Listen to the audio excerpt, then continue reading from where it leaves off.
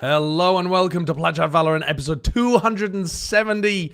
It's going to be a little while until stage 2 kicks off, but there are people making roster moves all over the place. And so I've assembled the finest minds, or rather, Kurt asked the finest minds, and a lot of them weren't available. And so we've ended up with Sliggy, Shayo, Choba, and myself, and we're going to try it. We're going to do our best, man. We're going to do our best.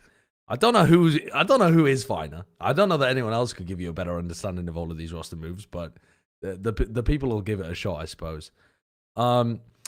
We have a member question here, which I think I just want to dive straight into. The members have asked us, who will be the biggest riser from stage 1 to stage 2? Let's sink our teeth into this a little bit. But we can't. I mean, we're gonna be going through the roster changes afterwards, right? But like, if you just had to go for a team, Chobra, who are you going for? Like, they're riser as in they're gonna improve a lot from stage 1 to stage 2. Yeah, right. Yeah. So the stocks are low. Stocks are low. I mean, they did specify you can't pick Zeta Pacific. I don't know why. They want like a middle of the pack team. Yeah, I think so. Yeah. Oh, okay. I see. They don't want like the middle of the pack. Well, I was gonna pick. My guy's gonna say Nongshim. Oh, okay. Well, okay. Yeah, I mean, it's true, but I was going to say Gen.G just because I can't imagine that it gets worse for them. Like, surely they have to come back up to at least be competitive, right? Maybe not making to champs, but I feel like they have to be back on the rise. I mean, Gen.G is a pretty good shout. I feel like their stocks are at hopefully the lowest they should be getting. Yeah. And I got a pretty good one. I would say MIBR. Which must be like a. I mean, that must be the go-to one to go. Surely. Really? Wait, but what do do you surely actually believe? What's a rise? A rise for them is just like winning a qualification match. Yes, exactly. Yeah. The bar is very low. No, I mean the bar is like, in order to get to there, they still have to perform pretty well. They must be. They would be like my safest bet for biggest riser, just because the bar is so low, and obviously the potential is still very high with this team. Can I give you a lower bar? C9, C9 potentially with all the tier 2 roster switches with people that are very hungry as well. I like that. Though. Yeah. I want to change my answer or add one that's not the bar's too low, but I'd like to put Filu in there because I actually believe they'll rise with the reported roster changes. Okay. So, and now I'm out of the loop. I don't even know what the reported roster changes are, so we'll get to those at the end. Fat baby. Oh, you've leaked it already. Wait, they got babies? Super baby? Exactly. Holy shit, I didn't understand. He kills you very fast. He's better than Aspas. They got super baby. Exactly. That's crazy. They're pretty good. I got one more. Yeah. Before we end it, Navi. Yeah. Any Navi believers? I've been a Navi believer for a believe. while, but I like every move that they've made. They just haven't done anything yet. Yeah. Yeah. I mean, they have had a stand-in for a while as well. Yeah. They haven't had the best time. Yeah. We'll talk about a lot of these teams and many others because so many people have made roster moves. Not all of these roster moves are recent, but all of these roster moves we haven't touched on the show because London was going on or it was stage 1 playoffs and these teams were already out, something like that. Before we go into those, though, let's talk about what Riot discussed during London that we didn't touch on last episode, which is the VCT 2027 format. More details have emerged about this kind of stuff. So just starting with Kickoff. Kickoff is the only tournament where the partner teams get those guaranteed slots. Apart from that, they'll have to work their way through the open qualifiers, but they will go in late to the open qualifiers. The amount of partner teams has now been announced as well at 8, with 4 open teams as well in Kickoff. I guess once you get to the Cups and the Masters and that kind of stuff, it could be... It's a free-for-all. I guess it could be 0, couldn't it? Yeah. Depending on exactly how these things work. But so I guess I want to start with the amount of partner teams, because I feel like that was the biggest thing that they just dropped at the end of London. That's a pretty sizable shift. As in from 10 to 8? 12 to 8. Yeah, but it's Ascension teams that weren't technically partners. But it's still people getting like guaranteed money, isn't it? So it's like the Ascension they are still. Yeah, they're paying 12 teams at the moment to just be in the system. And now they're paying 8, but like the payment systems have become very different as well, where qualification gets you a big chunk of money. Yeah, I think. I mean, I'm okay with that, right? Because I mean, for one, if you're going to this type of format, I can't imagine having more than 8 partner teams seems feasible, both financially and format-wise, right? Giving like more buys than 8, even in open qualifiers, and then like kickoff wouldn't even have any meaning. But I think, therefore, them shifting that, whether I don't know, I haven't tried to calculate the actual numbers, but shifting some of that finances now to the qualification, where if you qualify, you get a sum of money, and obviously, you then travel there and you have a chance to now earn more money. Hopefully is motivation for Orus and rosters to like keep giving it a shot, because now it is merit based. It's not just, hey, we tried to go for this application process and it didn't fail, and now we have to just kind of wait it out for 3 years. So I think that part's exciting for hopefully for those competing and also those watching. Yeah, I mean, I would say it's good. I like the 8 teams. I think the 8 teams is good. It means you have like at least a base for pro teams, tier 1 teams, and then I think the carrot that they're dangling in front for the tier 2 teams is large enough that a lot of orgs will go for it, especially when you consider that maybe it's open qualifiers. And I imagine this is how it will go. People will just have teams on like really small contracts and just be like, we hire you for a month, 2 months, and then if you don't do it, then we'll just kind of reset and just grab new people. And I reckon it will be like that. So I feel like a lot of orgs will at least like try their luck and just do smaller contracts. So Ooh. I think it's good. Dude, 100k is like decent enough to get tier 2 teams to try and compete. That's how I view on that. There's 2 things on that. The first one is, for the partner teams, my concern is less about the reduction of size, but how it works for every region, because that trickles down into the open qualifier 14 regions now. It's not like you're watching VCT this year and you get to see all of them face each other. It's a bit imbalanced for certain regions as well. Like in Americas, because there's less region, or even EMEA, you get more partner teams facing each other in playoffs. Whereas if you look at like Pacific, how do you even divvy up who goes to where? Like EMEA, you could do an even 3 in every, or what is it, 4 in every region. For America's 3 in every region in terms of partner teams. But then as well, it's like, how do you quantify that? Like which region will get more partner teams? Is it even equated to geography? Like, and the wild card, like what if there's 2 wild card partner teams as well? How does that work? And then the thing for like the small contracts, there's still champs points for tier 2 teams, and like everybody participating, like you have less of an incentive to drop everyone. I think if you have the 3 core staying from the start of the year, those champ points will accumulate through open qualifier placements as well, all the way to the champs. So you actually probably, as a tier 2 team, doing slightly well and even not making it, probably in a better spot if you at least place in the cups a bit to big chill and stay together, right? I mean, if you're not making the cups, I imagine everyone will just change everything. But That's yeah, what I mean, do. also the writing says that open and creator-led teams can maintain their progress by maintaining at least 3 of the 5 starting players. Yeah. I think if there's an organizational body attached to it, you might not be limited by the same must keep 3 out of 5. Right. I'm not sure that that's the case, but otherwise, why specify open and creator-led teams? I think what they mean by that is teams that don't have an org. And I think if you do have an org, you'll just do what Sliggy said, and you'll still be able to keep the spot because they'll attach it to the org. What stops me as a creator from like just making Sideshow LLC and having that as my org and being I literally like the don't know.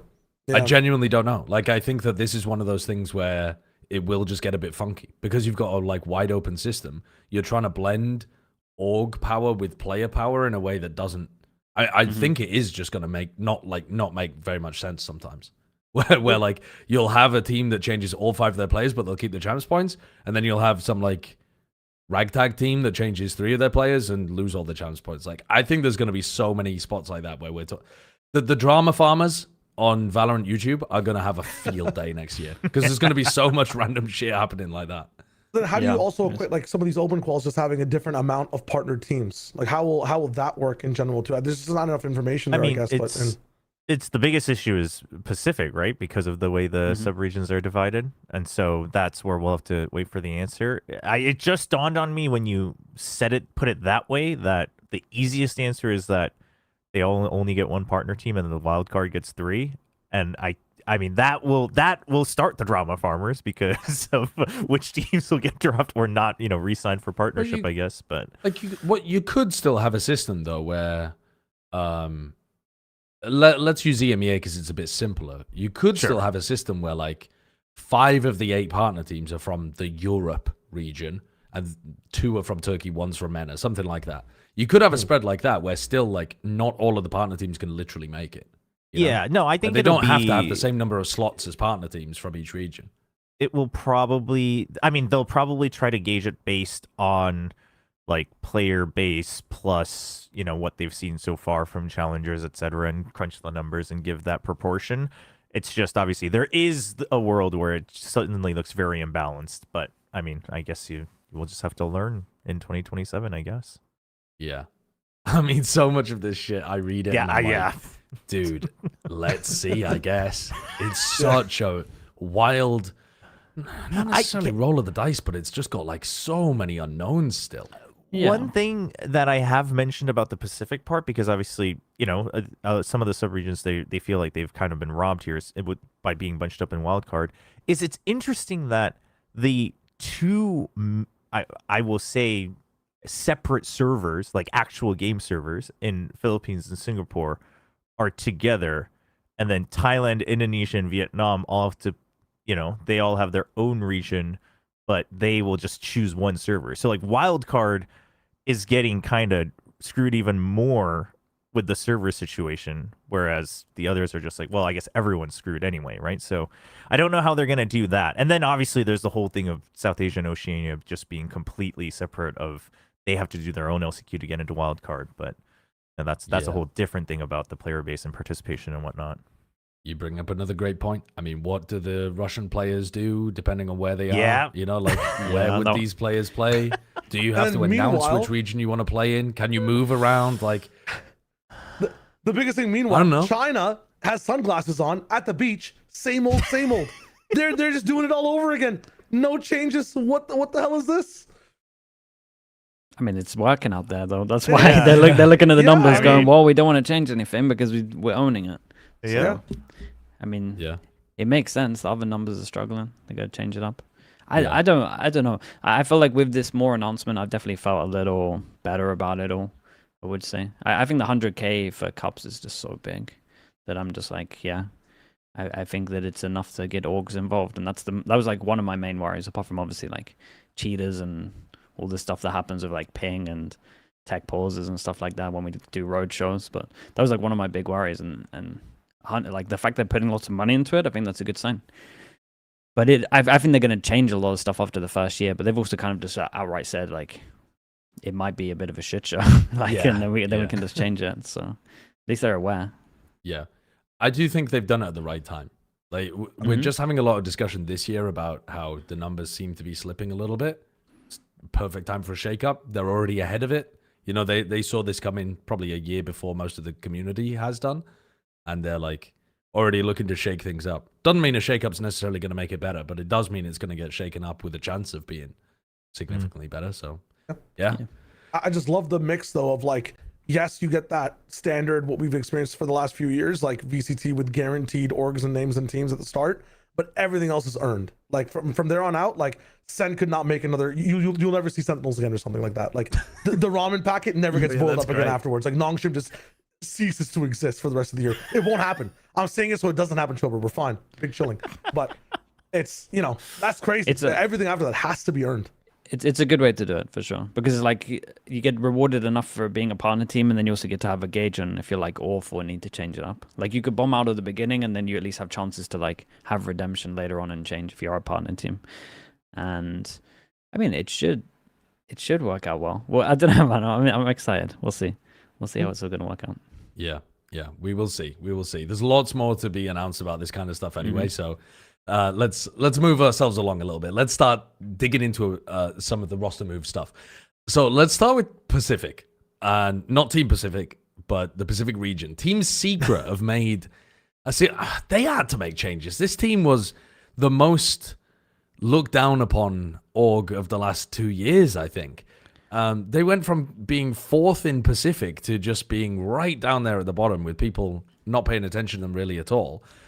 They've made what I would consider to be the classic move, I think, at this point, minus JessieVash, and maybe they'll plus JessieVash later on, but they've pulled in. naTz has been like associated with this team for a while, right? Was he subbing for them or something previously? No, Or just naTz, rumored for a long time? No, naTz was just rumored for a long time, but Right. naTz was playing in Boom before that, and then he was, I believe, RQ Academy before that. So he's been around the scene for quite some time. He played in Ascension last year, and Boom, of course, narrowly missed out. So naTz is a known value, known commodity here. Yeah. And I think naTz is fine. I think he played fine at Ascension as well. He seems to have a lot of promise around him from people who have followed him closer. But, for instance, at Ascension, it's not like he was, at, for instance, like Javi AK level of like, this guy has to get in, like someone's got to pick him up. But we wouldn't mind seeing him have a shot, and now he has. Yeah. I mean, I think, not that you can get like super excited about Team Secret ever, but I think this is probably the most excited you could be for a while, I would say. I would imagine, right? It's up there. Especially with Zeus coming in, man. Zeus looks good. Mm-hmm. So, and I think JessieVash had to end, man. It has to end. We have to stop the family business. Like, it has to stop right here. So I'm glad that they're at least going for it here, and I'm excited as well because they got Spin as well as their coach, right? And I guess we haven't seen him for a while, and he's had a pretty rough run in the past. So it's good for him to like get a second shot at Tier 1. I would say. Yeah, because maybe it's more than a second shot, but you XGE, and then he was with Motive, so it looks like they Motive doesn't make it into stage 2, so they got kind of picked apart. They get STYRON, the IGL, and the coach Spin, which I think is like STYRON always did pretty well on that Motive roster, and then Spin definitely seemed to be doing pretty good work with once he was back into Tier 2, especially with Motive as well. Them performing, I would say, okay. Well, very well leading into Ascension last year. It didn't quite live up to that hype. So, but like you said, I think you put it best. It's a very big change, which is something we haven't really seen from Secret. It's always been like tiny little changes that didn't really seem to make a difference. So it's kind of like VCT. It might get worse. It might get better, but at least it's a change. Yeah, at least they're trying something. I think it's better to try something than just accept that you're gonna come bottom 4 again in the year. So The question I have for Team Secret is, do they need a change like in the leadership in terms of the vision, like round to round IGLing style, or like more talent inputted into the roster and like mechanical ability from your guys' perspective? Like, what should the change be? Because they're clearly moving over to like, okay, we have the mechanics, we have the approach to the game, we just need like the thought process, the strats, the tactics to be more refined with this one. Is it not just everything angle, like realistically? Because if it is an everything angle, the biggest thing with this change is I don't think they bring in as much like raw shooter talent. Like, this is more so cerebral IGL enabler. Yeah, honestly. No, I mean, I agree. I see what you're saying. It's not like you're bringing in a Primi. Like, obviously, Primi's also way up there. But, it's not that level. But it's not... I wouldn't say it's one-to-one side grades. I would say it feels slightly like upgrades, or at least, let's put it this way. We haven't seen their ceiling. It could be the same, but we don't know. Like, there is hope that it could go higher. So I think there's that. But I do think the direction change, like leadership and like overall philosophy style, that was more important, because that's something that they couldn't get away from. They couldn't find someone else who could IGL very well. They tried, and it didn't work. So then Jessie kept coming back to IGLing, but his IGLing hasn't changed since friggin' 2021. So you had to bring in something new. I think you've also got to remember that Zeus has only played 2 of those regular season games so far. Like, we haven't really seen like a full stage of that version of the team too, and he's the firepower upgrade. So, should we take a break? We've had enough of you. Oh, the audio may be broken completely here for Kurt. So he's put this screen up. Unfortunately, now usually Kurt is able to communicate with us via microphone, and I believe we are interpreting. It's kind of like early communication of the hominids. He's having to communicate with us via break screens now. So his audio is fully broken. I guess the chat can still hear us. Yeah, I think the chat can go on. This is unfortunately, first tech pause, Kurt right? can't follow along. Yeah, this is a genuine bona fide Plat Chat tech pause. Wow. It's a hydration break. Hydration break. Kurt's just looking for more ad slots. I see. Okay. Yeah, spam the ad button. Spam the ad button. Hey, any members? We're not going live again until we get another 3 members. I'm sorry, chat. I'm sorry. Kurt's holding us hostage. I got a good question if we still talk about Secret while the break's Mm-hmm. going on. What are the expectations? Just playoffs? Well, Just a win? You guys didn't Well, answer no, that one. I they don't have to be answer. better than Varel, don't they? They're in a group with Varel. Yes. But the other 4 teams are nasty. It's T1, PaperX, DRX, and DFM. So They're not you making need to. playoffs. You need to. I mean, dude. No, one, but I think you the just need to win goal- one.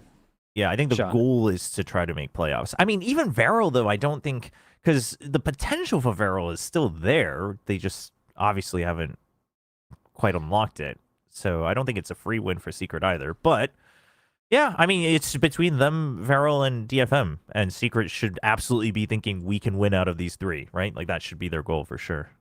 Yeah, you just try and steal a win out of somewhere. No? That's it. So playoffs. Okay. Because all 2 right. wins is basically playoffs, right? Unless Well- some madness goes on. We also have a different format this stage. So actually, one of the best Oh, things could be yeah. not it's get beaten by a play-ins. tier 2 team, Oh god, that is Oh, the yeah. right? I That mean, is that's actually the the goal goal. for these kind of squads is prove you're actually a tier Yes. 1 squad, not a tier 2 I squad. Absolutely. forgot about that. You gotta Yeah, It the actually goals does make it changed. so interesting for these kind of teams. The goals changed. to Wait, not, but to qualify why. to playoffs to not The get goal is to make embarrassed. playoffs. It just I mean, has a you could completely still different make context. playoffs. Don't get me wrong. Yeah, No. you could still absolutely make playoffs, but can you? I think Yeah. you guarantee getting to play-ins. So no matter what, Yes. the format Right, means right, that right. no matter how Yeah, shit you are as a okay. tier 1 team, you're You getting make into play-ins. play-ins, Yep. but you're going to get mixed in with a bunch of tier 2 teams. I think the goal could still reasonably be like the high-level goal to make playoffs. But I think a more No, but- reasonable goal is also just Don't But get you have embarrassed. to remember Whack. that it's cross-group and play-ins as well. So playoffs even could be tough. But I agree that the goal is to at least not lose to a tier 2 team for But sure. Okay, in the lowers, don't lose to a tier 2 team, and you're Yeah. guaranteed if you go out 0-1 to face a tier 2 team in the lowers. So don't lose. Good luck. Win one game in the lowers. That's all you have to do for this team is win one game in the lower bracket play-ins. You could go 0-5 just for that one game. Don't fuck it up. Cool. Yep. That's crazy stakes for Team Secret. I mean, surely Yeah. surely they're good for it though. Surely they're good for it. I think they are good. I think they are good for it. These are important changes. Yeah. It is important changes, but it's also like it can't look much worse. Okay. Well, it's a great way to begin our roster mania episode. Instead, let's move on to talking about Full Sense, shall we? So, Full Sense have made, I think, quite it's quite a big move, to be honest with you, coming out of a bad Masters tournament. I think if they had played to their own level, I personally doubt that this roster move would have happened, but maybe they've been thinking about it for a while. Yeah. Sephiroth isn't newly added, though. He was part of the roster. He was just brought in as a 6-man right before Stage 1 started. Yeah. Oh, was at he? the- I so I it's not a full only new knew he'd been signing. playing with the team like, way back. Yeah, way back, of course. But they did bring him in during that change in Stage 1 with Cruz coming back as an IGL, but he was brought in as a 6-man. And Cruz said in interviews as well, like, hey, we actually wanted Sephiroth to play in Stage 1, but things didn't work out, so we're just having him on the bench, and he's learning alongside me with some IGLing, figuring out how the team plays, etc. So it was very clearly like they wanted him to play at some point this year. Okay, so it's planned then. So it's not like Do you- an overreaction. To do you what know was why? going No, on. I don't think so. Why he wasn't able to play? Well, no, I guess let me rewind. why a did he little bring bit. in it? When they formed this team, they originally wanted Cruz to be their coach, right? And they would Right. bring Leviathan in from the old Full Sense team to fill out Right. the full squad. And so they've obviously shifted things around and got Cruz back into the team at this point. But if they were planning on keeping one of the original Full Sense players, why was it Leviathan over Sephiroth at that time? And why have they now changed their mind to it being Sephiroth over Leviathan? Do you see what I mean? Like, they could have just run Sephiroth from the beginning. Because Sephiroth wasn't with Full Sense when this change happened. He was with Oh, Sharper was he not? Esports. Yeah, he was with Full Sense last year, and then he was over to Sharper. Oh, no, maybe that was because of the change, though, actually. I don't remember if he had joined them before that or not. No, you know what? You're right. I think he was moved out after with that change. So you are correct. Yeah, April, right? Honestly, I don't know. But here's the thing. What I do know is everyone who's followed both of those players, we've all said we liked both Sephiroth and Leviathan, but we all thought Sephiroth would be the priority if you were to bring in, an up and coming talent from Thailand. So I don't know why, Leviathan, gets the spot, starts even in stage 1. But I think also this change isn't shocking, especially if you're considering it's just going to be smokes anyway, right? Then you just, if Sephiroth seems to be the higher ceiling, then you just bring him in. I think before it might have been because of the role changes as well with Jip Boys and whatnot. But if Cruz continues to play, that could be another case. Yeah, I mean, you can kind of understand anything that happened with this team after the crumble as well. So it's at least nice to see that it was like planned before. But I think you can't look at FULSENSE and be like, oh, I didn't see this one coming. Like, yeah, I can understand a change when you crumbled twice, two big events. Like you gotta. What's the twice? Sorry, the first one being at Ho Chi Minh. Yeah, because they crumbled twice, like at a big event. So I'm not saying this is gonna fix or anything like that, but I can understand this. And if it's just like a 1-for-1, you think it's an upgrade, then why not? Well, I wasn't that mad at how they played at Ho Chi Minh. Is that really? Well, I think they only played 2 matches. They only played 2 matches, but they also lost to an absolutely like red hot PaperX, who I thought was going to be able to beat them anyway. I think their performance at London was way worse than Ho Chi Minh personally. Yes, I'd almost have to be like a different tier, of like. Oh really? See, I viewed it as a double crumble. That's what I viewed it as. But it was definitely. Did you not feel like it was a crumble in Ho Chi Minh then? Not really. The way that I was viewing it at the time was, I thought FULSENSE got an upset to be able to make it in the first place over T1, and like they were a damn good team.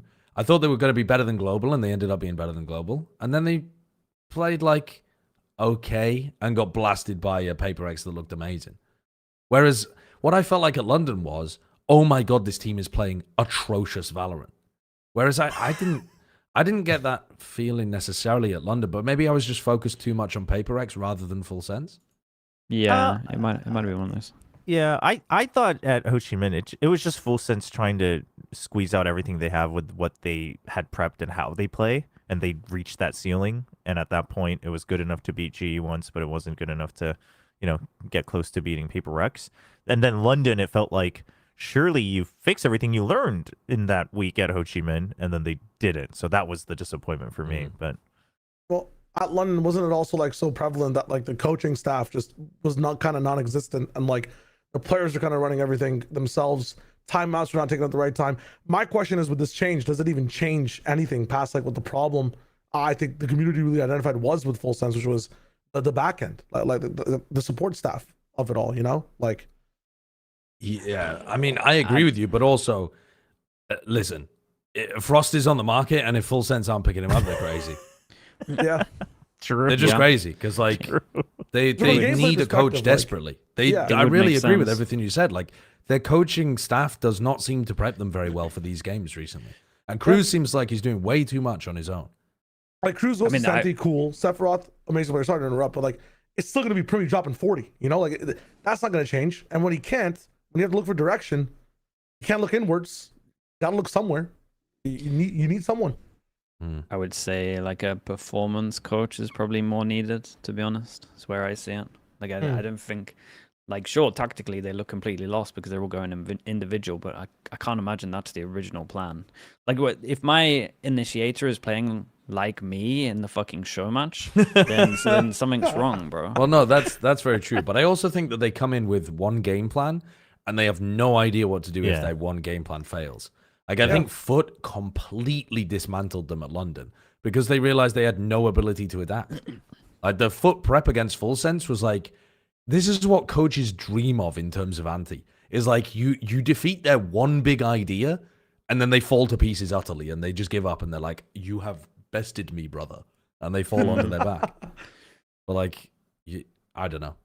Yeah, but even the GE adaptation on Breeze as well was like kind of very similar. Like once they kind of figured out mid and like Primi's walk-ins, it was just kind of nothing else was done, and there was not a single TO was called from that point onwards, and match was lost. Sure, I can get on board with getting like Frost on board or a different coach on board or something like that, but I still don't think that addresses the issue. You're trying to replace a coach or add a coach in that also had the same crumbling problem this year. So it's like that doesn't fix that. You need someone else as well. You're adding more crumblers in. Yeah, you need the mental guy too. Yeah. Okay, valid. All right. Let's move on to another team that crumbled. In fact, two full cents. Sorry.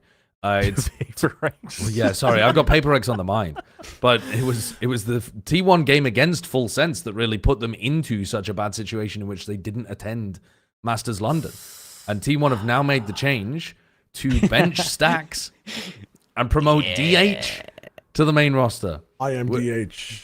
I love DH, man. I Dude, love DH. Have you seen what they've been doing with him in the in the academy side of things? Like they've transformed really. this guy. He's They've a given him duelist, right? He's a duelist guy now. Like he had problems running away from pressure, and they said turn around, go right back into it. Now it's crazy. He's not going to be playing duelist on this team though. There's no But way. what is he playing? Is he playing smokes? He's playing smokes, surely. How? Yeah. Is he? And then know? Munchkin goes flex. I mean, I don't know, to be But then honest. who the plays? What Then if? Izu plays initiator? Is what you're saying, or Yeah, he used to play Initiator, and Yep. okay, so like you could have Munchkin play Senti if you wanted to, I guess, and you have like Meteor, but if you're playing double duelist comps, Meteor Buzz double duelist. No, I think they're Meteor going and double Duelist kills duelist. me. No, I think DH is going duelist and controller, and they're playing double duelist, double controller. That's what I think is the D happening. stands Okay. for duelist. Yeah. H, we're figuring it out, but All right, well, I don't mind that either. If How if is his DH has done duelist? a Mate, his really good- duelist arc isn't going great. No, It's not fantastic. He's averaging a terms of- 0.75 rating on Jet. I mean that's he was sick- shocking. He was sick when he was playing Jet. You have to understand. The Next. 6 games? Yeah, it was a very tragic time. Well, he had one very bad game as well that really tanked it. But That is weird I though, mean- because look at the difference between his like jet stats Yep. and his waylay stats. It must be map Jet's dependent as well. crazy. His waylay and his chamber are off the charts, man. And then, I mean, like his But none of jet is this- just an astonishing low point. it just doesn't it doesn't make sense from the outside until we, I guess, find out what they've been practicing, just because it's like, okay, you play Chamber Viper, but Meteor should be doing that, right? And I can't see Meteor doing anything else at this point, honestly. I mean, maybe the rare double duelist every now and then you put him on Smokes is the only reasonable thing, but then Munchkin can't be the lurker anymore, so then Meteor like has to only play Viper if they want to keep the same style of calling that Munchkin has. And if he plays duelist, I mean, maybe Buzz is playing. Maybe they're just playing freaking roll roulette, and Buzz is playing KO when they need it, and then DH is playing smokes for double control. I don't know, man. It's going to be an odd one. I mean, unless, yeah, they just go Perma Viper, Perma Cypher, I mean, we're also going into the new patch. and then Do we really know what people are going to play in the new patch? True. Not True. much has, honestly No. speaking, not much has changed though. Like it's not the biggest, craziest stuff. Like the map stuff, I think is the biggest. But like past that, like, yeah, at least from my read. got- But you got some good Senti maps coming in, I would say. Yeah. Say Yeah, Sage is Senti pretty has good, value. Cypher's pretty good. Yeah. Viper's obviously incredible. Keep Meteor on his roll then. I mean, they're a flexible team, at least, to an extent. It's just, I guess, Izu literally has to be initiator because no one else in this team could play initiator, which means that you lose him as duelist, and I feel like That is a Izu bit was brutal, okay, isn't it? but- don't they have a Izu was sub so that can good. play initiator? Hold up, You mean the one that was just benched? Carpe? Oh, Carpe. Carpe. Bring Carpe. Bring in to back play the six, man. Initiator. I Does, mean- does this Hey, he's getting paid right now as we speak. He's being paid. mate, I'm just saying. he does enough as a 6-man. I've seen those Yeah. documentaries. He's the glue right now holding it together, I promise you. I would say, my question is, do we understand the kicking? Because I kind of thought this was one of his best. If I looked at the EWC stats, and I get why they kicked him, because that was one hell of a bad performance in the EWC. Yeah. But this year, I would say one of his better years. Probably his best year out of the last 2.5. For clarity for anyone listening, snacks. not kicked, right? Being benched is the report. Benched. So Sure, not sure. completely Of course. removed from the team.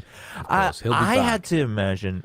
Well, I don't know about that, but I figured a part of it was not just kind of the up and down in stats, but they've constantly said this year that they still weren't really gelling with Munchkin's calling, and they were kind of torn.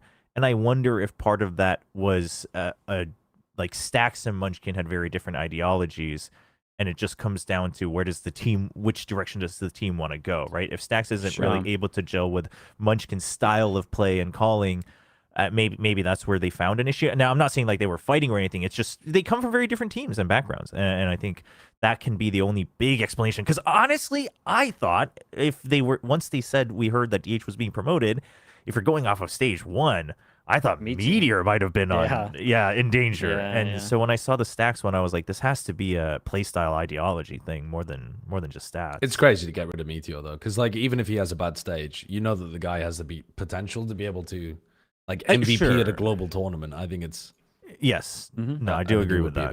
Yeah, I think I assume that this is because they just don't see double initiator being a thing for the whole of the year, and so they're like, if E2 can play it, let's just get our better player on it. But I think that might be a mistake because you lose so much of that flexibility value from E2 if you just plonk him on full-time initiator. Nah, I agree with that. But they can also play double initiator because Munchkin plays KO, right? He's played a lot of KO. Yeah, Munchkin plays slash initiator. If they wanted to, they could. What map are you doing that on?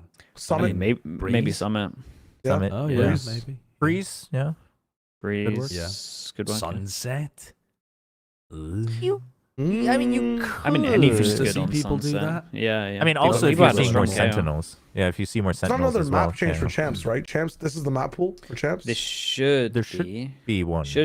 Oh, really? No? I I don't know how it I works. thought this Don't was- ask me. I thought this was this for champs. I just accept it when it comes. It's I've a long forgotten time how until it champs. happens. I think Yeah, there'll be I'm another pretty- change. It's like another 3 months Really? until champs. There has to be God, one it's for hard ranked for because coaches, man. because what they are doing with the cycles. So then Bruh. that it has to happen for VCT. I'd fracture back for 2 months, take it out at the start of the year. That's the way. It has to be. Yeah, I mean, Is this the year with the most map changes? I'm trying to remember last year It if they has to changed 2 be. maps or not for this time. I thought there was only 1 at this point, but maybe I'm wrong. Last year, It they feels added like it's been a Abyss, lot, man. Corrode. Yeah. I thought it was the same last year, but to be honest, I've Might got have a been. real bad short-term memory, so I can't remember. Yeah. Man, it's so hard for teams to be consistent, bro. I'm telling Yep. you. So many changes, man. Yeah, Yep. yeah, it is. Let's talk about another change. Let's move on from talking about T1. Another Pacific team, RRQ, have made a lesser change. They're looking to add a 6th player called Zan. Zan, Who I'm not familiar with, but from Motive Esports, who you were talking about earlier, Chobra. So, are you able to fill us in on Zan? Yeah, he was playing in Motive this year, but he was part of the naTz crew that was at Ascension last year. So he played with Javi last year under his IGLing. Zan definitely had... Well, I mean, first of all, I think he played his role very well for naTz at the time. And then I would say that he definitely showcased he had some peaks. It seemed like he was still a little rough around the edges, though, where I wasn't like rushing to see if he could get on a tier 1 team. But it was a player where I'm like, yeah, you know what? I'd love to see if he can grow into something more. Now, the thing is the report, the official announcement is Zan being added. The report from Sheep Esports indicated that Magnet would be the one taking the bench and Zan would be stepping in. Personally, I think that makes a ton of sense, though, doesn't it? Yes. Yeah. As much as I love Magnet and he's done a lot for the scene of the teams he's been on, he's always struggled to kind of find a consistent role and power level in RRQ. And I think a change was needed. And if Zan can do it, we'll see how he gels though. Like in terms of style, I can't tell you whether Zan seems to fit better or worse, but again, it's a new up-and-coming player that has a lot of promise, that has shown some good peaks, and has had some, decent experience in Tier 2. Yeah, I can agree with that. I think it wasn't a great meta for him neon-wise. I mean, we did that thing a while back where, like, if your neon isn't in the top 10 list, then you're in trouble. And I think Magnet, like, definitely fell under that. It's a shame because he's got he has a very good Jed on him. So, like, maybe that was more of the stuff in terms of, like, the meta at the moment where he would have shone a little bit more. But I can understand it. It's very inconsistent, but that's also because of his role change. Yeah, the only other thing I will say is whenever Zan was playing Duelist, especially last year on naTz, he seemed to be very fine with being the guy to just dive in and create space, which I think does work very well for Gen.G. So if they want to do double Duelist, they can still do that, and he will do that pretty comfortably because he's used to just being the space creator and the angle creator. Yeah. I like RRQ. I think if they can get some good value out of Zan, it'll make a difference. I also want to see them try to address the the consistency issues with Cushy as well. I swear this guy oscillates between being like a mid player to being an incredibly good player. And I don't really understand why. It doesn't seem to be based on the agency plays either. But like game changes, maybe. Like we were just talking about it a little bit. Maybe. Like what if it's not even his fault? Because if you look at the maps that are coming in right now, I think this is like RRQ season, right? I think with Summit, they probably attacked that map very well, where there's going to be a double duelist situation, a double initiator situation, and then look at Sunset coming back. I feel like that's a map too that they're historically okay on. It's going to be a good time for them in this one, especially with this a bit of a change that is leaning more towards aggression. Like it's pluses on all sides. Yeah, I think also, like historically, changing a player is just good for vibes as well. If you look at every kind of big run within the last, don't know, like 2 years now, it feels like changing a player is normally a big indication that everyone gets their motivation back, and it does wonders. I mean, even with Lev, right? They got Neon in, that kind of gave them all motivation. Every champs winner for the last 3 years, same thing in terms of changing a player. So I think now is like the golden period to change a player. So yeah, it's hard to argue with. That's that probably stuff. why we're going to talk about 20 different teams changing players. Yeah, in the because they're all like, process. oh, look, these teams all did this. We should do the same. The last question for RRQ though, like they had pretty high expectations, like just community wide, or at least like from us analysts on at least how they were playing. They just never made it towards the end. At this point now, it's low expectations from RRQ. Like we're not expecting the same out of them to make it very deep, to qualify for like every international based off their power level. Yay, nay? Yeah. Like and that's better for the mentals at least, right? Like Sure. Probably. I think the we still pressure, I think we still expect them to qualify for champs, right? Or I'm not sure. I don't mean, think so. I think four this changed a going to bit. Like champs. I don't I think think they they've make fallen the top down a bit four. lower. Yeah. I think if they Interesting. did make it, it'd be good for them. Like that'd be a wow, well done, good, great accomplishment. But I think if I was going to name 4 teams right now, I'd be looking at PaperX. I'd be looking at T1. yeah. I would be looking at Full Sense, even though they've just had that absolute gigaflop in London. But I would still have them on the cards. Team Secret. And then Team Secret That'd as be- the wild card. That'd be great. Listen, that'd be great. I guess the 4th slot is a lot more up for grabs, but there are plenty of teams hunting for that spot. Like Global is still going to be DRX. going for that. DRX, DFM. Like I don't think I mean, RRQ are if a you- lock for the 4th or if even you favorites. consider- necessarily. Really, you consider I'd still say they're points, favorites. Nongshim would, now that PaperX was the one who went the furthest, Nongshim would be the one that's safe for a 3rd or 4th spot. I forgot about Nongshim. Look at that. Yeah, you guys both forgot. I was so waiting for it. I was like, someone's gonna talk Yeah, about it. yeah. I don't want to be the one, but like, So, he's right. Chobra, remind me how this works again. So Nongshim are on 12 points, and there are 5 points up for grabs during the regular stage, or is it like more than that because there's no, it's just playoff 5. points as well? I don't think because you get play-ins- points for Is it making it into playoffs? some the of the playoffs playoff does. Yeah, playoffs You get does. you get them for playoffs, but you don't get them for play-ins. So Yeah. So it's 5 in assuming- groups, and then like 8 So Full maybe for Sense, first. but- Full Sense could overtake Full Sense Nongshim on could. points. But if they Global- did, it would. If both Full Sense and T1 overtake Nongshim in points, chances are one of them is probably getting top 2, right? You'd assume Sure, because of the play level, and so then you would once again still be okay. Now, like I kept saying, Nongshim's not 100% in the clear, but thanks to But they're doing G pretty and good. Full Sense flopping at London, it's feeling a bit better. Yeah. Play- Yeah, I mean, playoffs I'm is looking kind at of that. interesting. I mean, I'm by looking the- at that and I'm thinking Yeah. I feel worse about Full Sense as well because even though they've got 7 points and they're in 4th place Yeah. at the moment, I guess they're still like the next team that's in there because I do expect them to be doing well, but there's going to be a serious race. Yeah, it's and gonna that's also get Pacific's close. tight.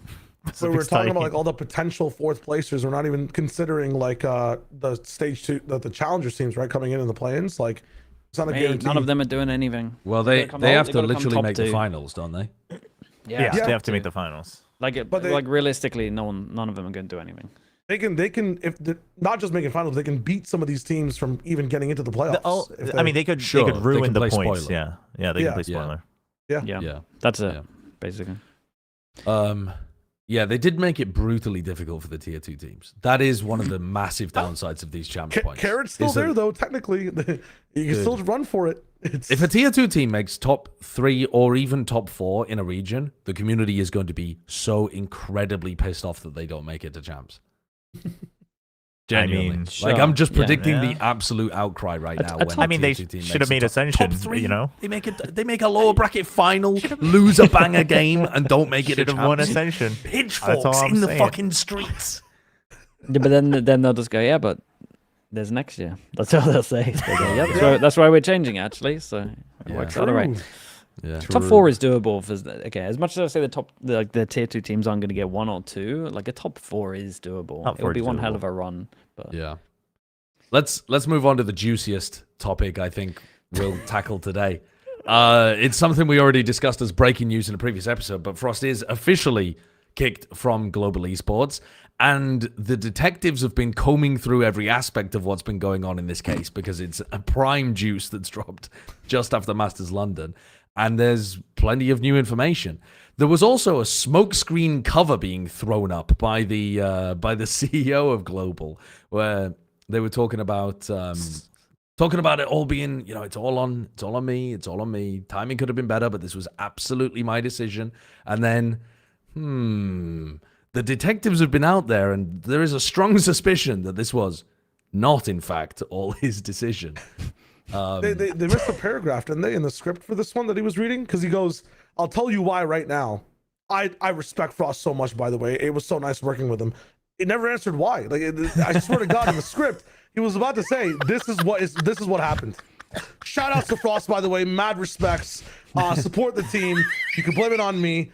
Guys, you got to open the page, flip it open. There's an entire section you missed. Like, that was the most confusing part to me. I mean, he's just doing the classic CEO thing of trying to pull all of the responsibility onto himself to protect everyone else, which is very honorable. I respect that. Yeah, I respect that a lot. 100%. I think you needed that, especially given that it was it was leaked and reported and whatnot, and everyone's curious. So listen, I give mad props for him for doing that. But obviously, it still doesn't make sense from a lot of our POVs, right? It's weird. Well, yeah, the Reddit detective's been out, and I'm trying to find the source of where I saw this. But there's tweets flying around all over the place, and somebody had tweeted about or posted a Reddit comment or something about it being a player decision. But wasn't that the guy that broke the news? Wasn't that It was the Ari. Oh, yeah, Ari Ari. still tweeted Right. it. Yeah. Yeah, So- he tweeted back. Saying that it was a player decision, and then someone tweeted posted something about yes, here it is. Here it is. Ari tweeting out a single picture of Patman. I mean, at this point, you might as well just say Patman kicked him, because at least then there's some accountability for that as a statement. Instead, it's vague posting to imply that it was all Patman. But no one's writing it down. Dude, can I just I hate it though. Just report it. Just say sources say if you're gonna post. I mean, that's essentially what he did. No, it is. It is, but it isn't though. And I think I do think, and yeah, I know I'm freaking yelling at the clouds right now, but that's where you draw the line between journalism and not though. Vague posting for engagement bait, and then also very heavily implying a heavy negative narrative versus just stating a fact and saying make your own decisions. I think that is very different. I still think that's a very different from a fine line perspective. So, I agree. Now, I think you actually get the comedy of it if you say sources, Patman, Patman was the ringleader in deciding to get Frost kicked. Whatever the actual piece of journalism is, and then you drop the Patman is the dictator image afterwards. You get both. You get the then you're just getting engagement with humor. I get that, but just tweeting it out is come on, just post an article. Just post an article and say I can't reveal my sources. I still wouldn't be a fan, but why are we? Oh, I hate it. I do hate it, but whatever. But in that scenario, or whatever the reasoning might be, if it was a player decision rather than something that came from the management, you essentially have a scenario in which Global have decided to back their player, or maybe even star player, which Patman has currently been, well, maybe not in London or whatever, but like generally across the stage has been playing like their best player.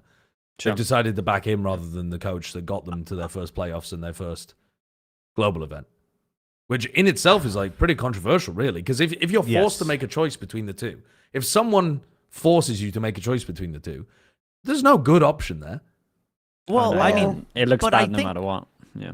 Yeah, I guess so. But I also Right, you think can't it's, bench their best player. It's crazy, isn't it? Like if you did that, but mental. like, but also you can't kick the coach, can you? But they have. That's what they decided to do. Yeah. I mean, I guess you can't bench the best player. But I also just think, I mean, it's, you know, Frost seems to have heavily put together this roster as well. Like, I don't know exactly how much say he had in the entire roster, but it seems like he was pretty hands-on with what time they had last year in the roster mania. So it's like, you got to give that some credit too. So sure, he might be performing the best in the server, but I mean, that doesn't mean he's going to lead the team well, right? If we're talking about Patman, it just means he's going to continue to put up the numbers, and the numbers weren't good enough at London. So you know what I mean? Like, I would put more weight into leadership than you fragged. Like that's not enough to make a difference in my book. I think It's also there's about keeping. Go on, Shio.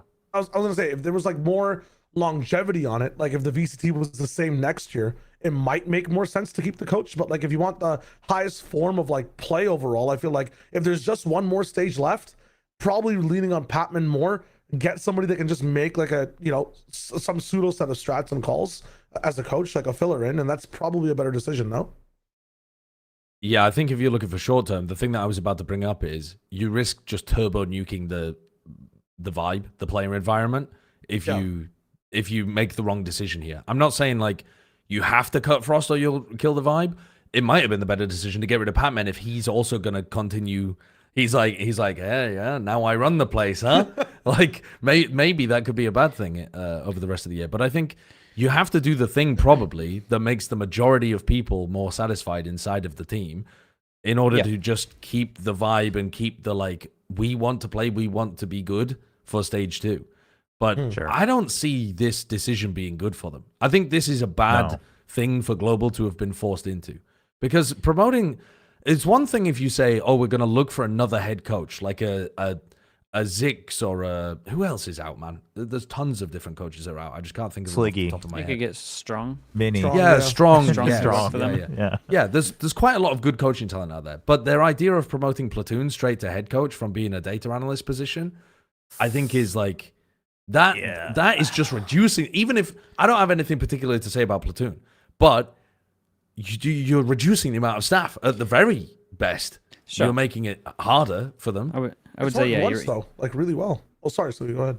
I was going to say, I mean, if you at least look at some of the maps that we know is like Platoon's job, I will say that they've looked very good from the outside perspective as well. Yep. So I can understand them and like having a lot of faith in that. The only thing I will say is that historically, player-run teams don't work. Yeah. Like, they just don't work. And also... That's what this is go ahead. now. Yeah. But like that is what this is. Yeah. I just wanted to say that as much as Platoon obviously did great work with his content, like a lot of people look into his data as well and use it for their own good. And from what we're seeing, like Sliggy said, all right, the maps they say he worked on, the plans look good. Head coaching is a whole different game. I mean, you're management now, right? You're a people person now, and then if you so you said you're reducing staff, then now you have to still do all of the data work while managing, and you could. I think it would be a miracle if Platoon pulled that off, and not because I don't think Platoon is good enough. I just think if anyone, their first time doing that, middle of the year, right? You weren't even prepping for that, to make that switch, that gear switch, it's not easy, especially if these leaks are true and the players are trying to take control. I don't see it going well, right? I mean, this absolutely tanks my stocks in GE 100%. Yeah. We have like what 2 seasons of proof, like with Ted Lasso, that it works, but like I think in reality it's a bit tougher. Yeah. They gotta get him some help though. Like they can't just let him just go, here you go, mate. You're now in charge of doing 3 people's jobs. Say that if Flagcore goes as well. Like they gotta give him a bit of help if everyone goes out of there, because otherwise it is just gonna as flop. a player for the roster too. Like he gets more and more on the plate. Like guys, we need crafty Platoon. You make some good mac and cheese, man. Another job on the plate is crazy. Yeah. But it's gonna be fun to watch though. I'll say that much. But I don't know. I have a bit of belief, but we'll see what happens.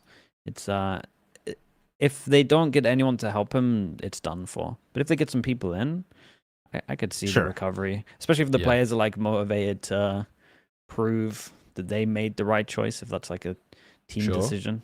I mean, yeah, same group. I think in theory, the ideas, in fact, could get a little bit better too. Because I think with Frost, you do get a lot of good stuff, but you also get a lot of stuff that I think is like not the greatest approach to getting consistent results out of your team. And like if you stick to very simple stuff, but with good strategic depth to it, I think they could be in a strong tactical spot at least going forward. Sure. Yeah, I can see that. I think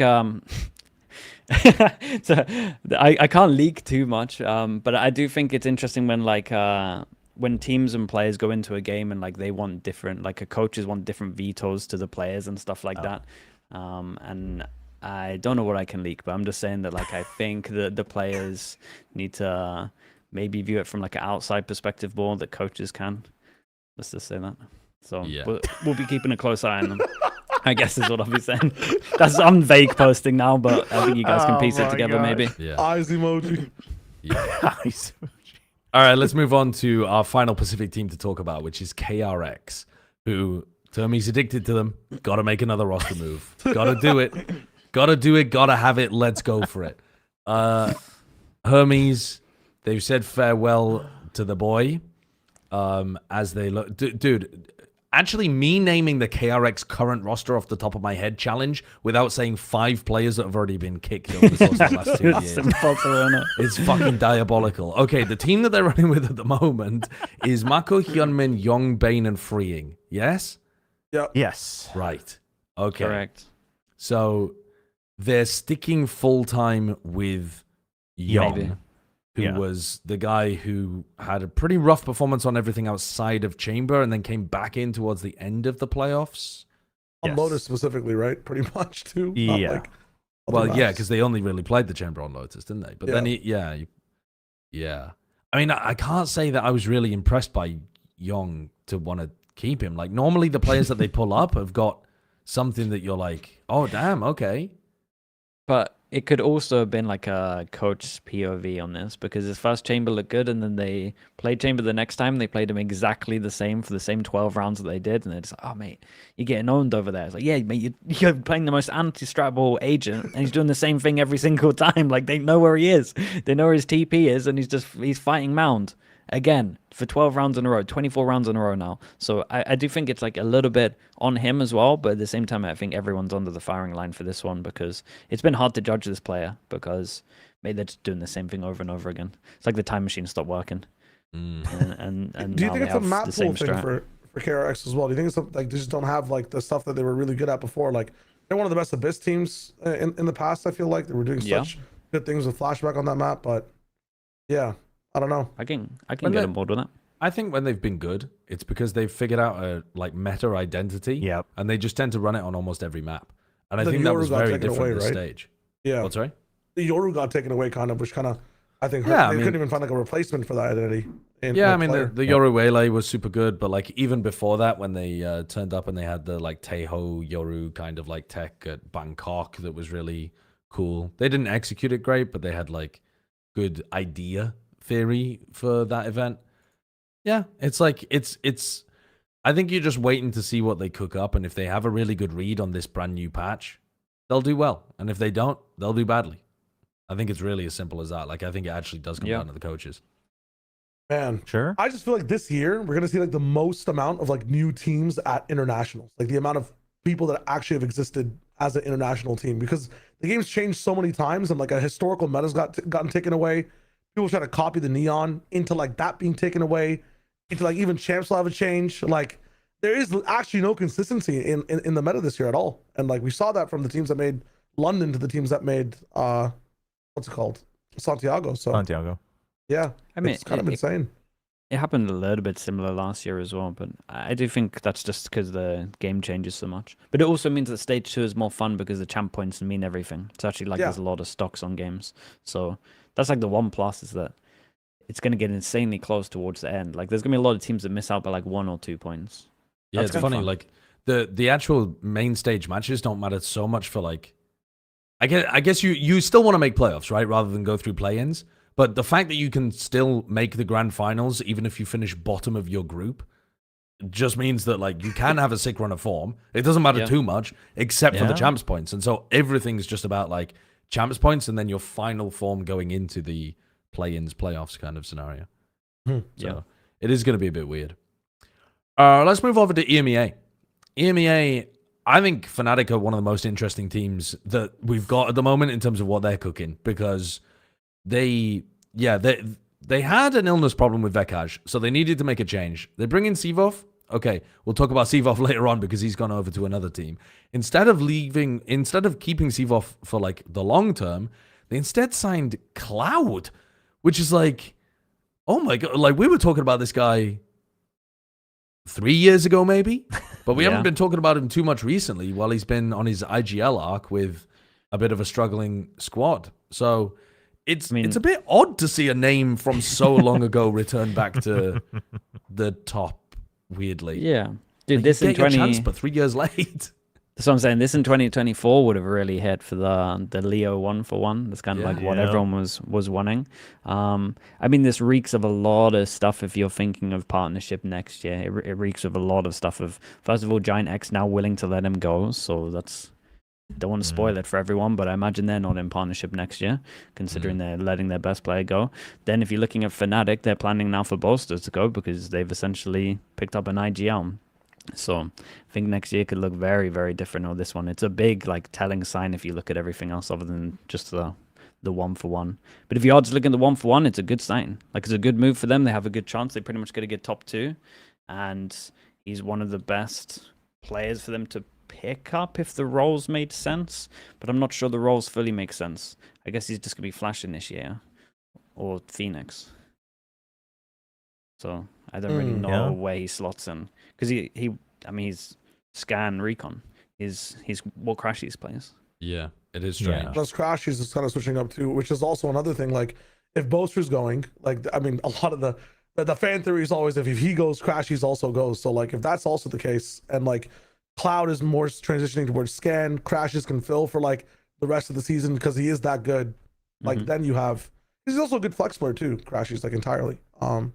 You could have another player coming in afterwards as well. You never know. I mean, it's a very good pickup from them. Like preparing, like you said, preparing for the future, and for the now. Like I really like the pickup. The ENGH one, I can understand it more than what everyone else is saying as well. Personally, How? Just because his pass. Because if you look at everything that FNATIC is lacking right now, that is what ENGH is good at. Set strat stuff. And they've just forgotten. Don't know what happened to Bolster.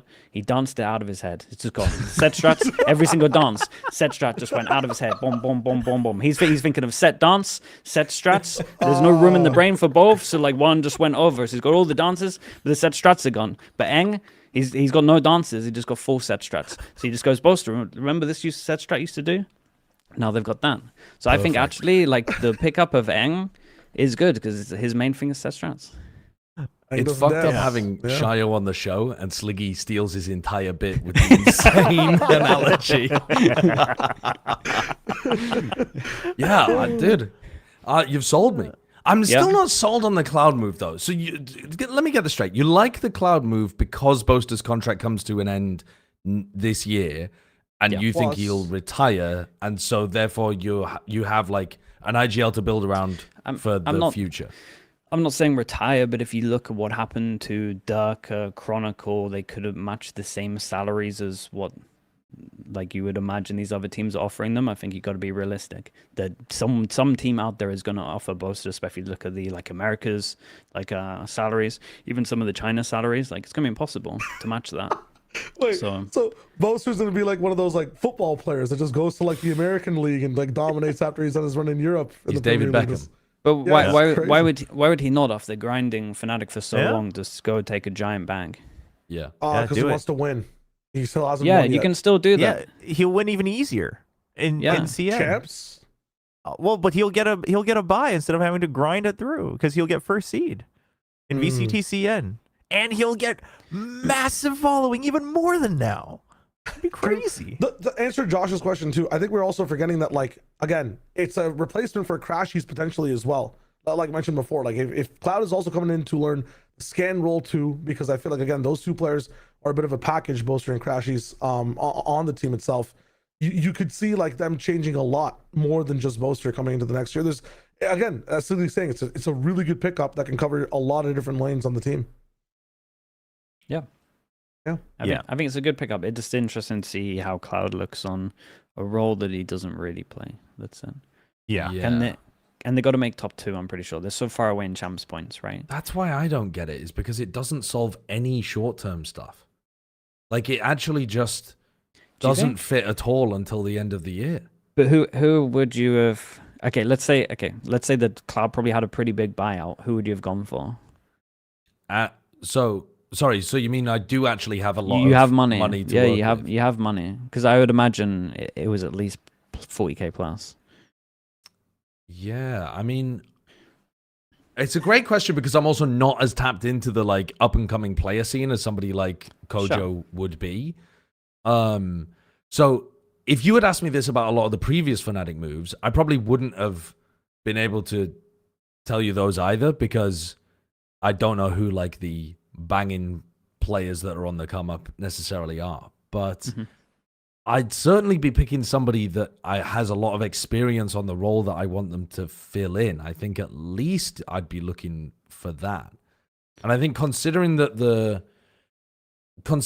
what they seem to be lacking is somebody that can do some kind of like Senti flexing in order to free up Alpha Year on double duelist when they want that, I guess I'd be looking for someone who's like got good kind of like anchor chops along with a bit of flexibility.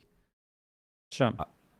I mean, it's really stupid to say somebody like Hero when Hero is incredibly good. No, but like Hero literally was on FNATIC, and like it's that caliber of player that clearly they have the history of being able to scout somebody of that kind of skill level.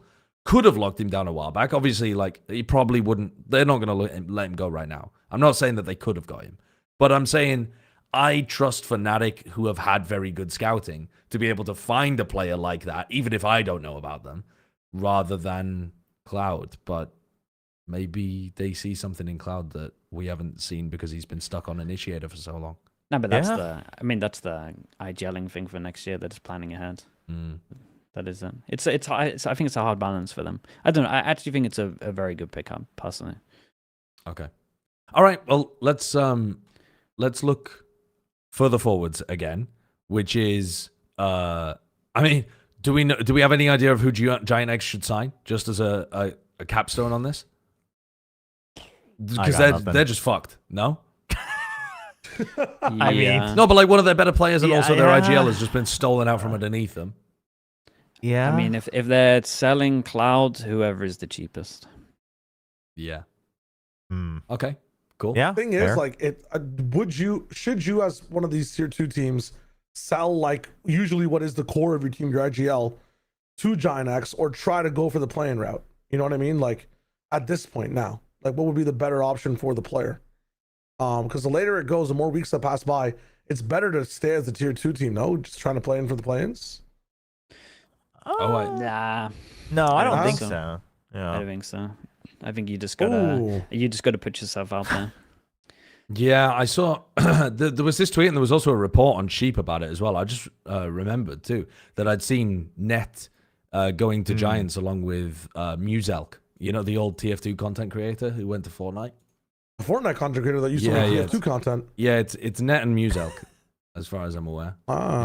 Here, I'll drop the Sheep article in the doc, but Musek, I think is the name of the guy. Music? Music. Yeah, surely Sideshow knows how to read. I don't know how to read. I definitely don't know how to read. He is a Turkish player called Musek. He's not- Turkish. Honestly, that's probably all not you need to know. Muzel. He's probably great. Yeah. They got a 90% hit rate on Yeah, I was gonna Turkish say, rookies coming into Probably EMEA. unbelievable. All right. True. Yeah. I've been told that he drops like 40 kills a game too, so makes sense. But also, I mean, the idea of going for these two players does seem to indicate that they've gone for cheap, too. Like, I'm Yeah. not saying they're bad players, but like they Yeah. seem like players that be looking for an opportunity. They're tapping out. Yeah. Yeah, it seems like it, doesn't it? Sad. Let's talk Navi. Oh, sorry. There's the article there. If you're Yeah, looking there for it is. a source it's for this music. by That's just music. Yeah. music. Yeah. All right, Yeah. sure. No, I believe you. I believe right. you. There it is. Yeah. We found out. Sideshow can't read. You're telling me that that's anyway. It's let's Have move you on. been in a obviously Black Ops music. 1 lobby in the past? Like, that's what all the names look like. You got to Yeah, translate. 100%. You know what I'm saying? That's true. Yeah. Music. Yeah, music. Yep. Okay. No, I'm just stupid. That's fine. That's okay. I see Kong Kong at the end of that name. I don't know. I've been foiled by many aliases before. Let's talk Navi. They're one of the teams that we were talking about earlier in terms of like having a potential glow up for next stage. Well, one of the newest moves that they made is being coming off the back of FNATIC not continuing with CyvOph. Navi have gone, well, I think we'll have him then. So Navi have constantly all year been on this project to try to build their team around Ruxic and Hero, who've been phenomenal all year long. And now they're making another change of getting rid of a guy who, I mean, I think was underperforming a bit, Filu. He had his moments, but definitely someone that you could improve on this roster. But they seem to be going all out for it. Like, they really want this squad to work. I think you have to go all out when you have Ruxic and Hero.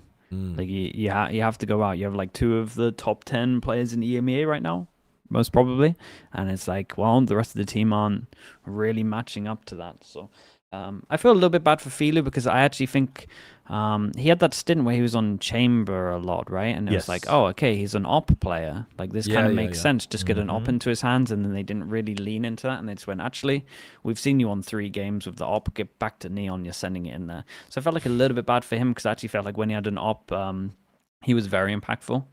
But I do think this makes a lot of sense. And it's cool that we actually get to see them with a full 5 of no issues. Yeah. Yeah. I'm excited for it. Yeah. The CyvOph thing's interesting because he gets passed around a lot of teams, and judging from like what I'm hearing from like players and coaches, it's more of like a confidence thing as well for him. Maybe he gets like a little bit nervous, but also we're not going to have audience for all of this, so it might be a very good time for him to shine here because there shouldn't be much pressure. It's you and maybe 10 production staff. Like, you should feel great playing, really. Yeah. I'm very curious as to what like angle they go with CyvOph though, because like I feel like this is the one guy I can never put like my finger on what he plays the best with. Like, he's been filling so much to where like half the time he's a duelist, other half the time like he's been playing Breach in for Job Life as well. Like, it's who is CyvOph is what I want to know. It seems like he's pivoted pretty solidly this year into like second to go in, right? Second entry, whether it's a duelist or like flash initiator type, where you're still pretty heavy on the fight, but you're not the entry, like you're not a space creator, right? So he's been leaning into it. Obviously, you know, Phoenix being good right now helps a lot with that, where you can just basically cover both roles in one.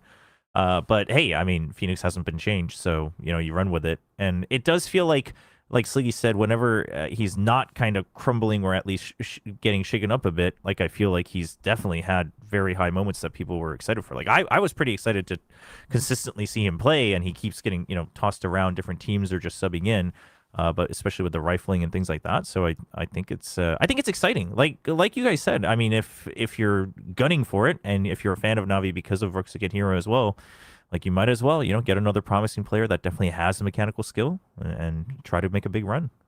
It's a high potential team, that's for Yes, sure. It's a very high potential team. Very high potential. Yeah. I think it probably lives or dies by exit a lot, this current version of their team. Probably. Because he's a real, like, from what I've watched, feast or famine player.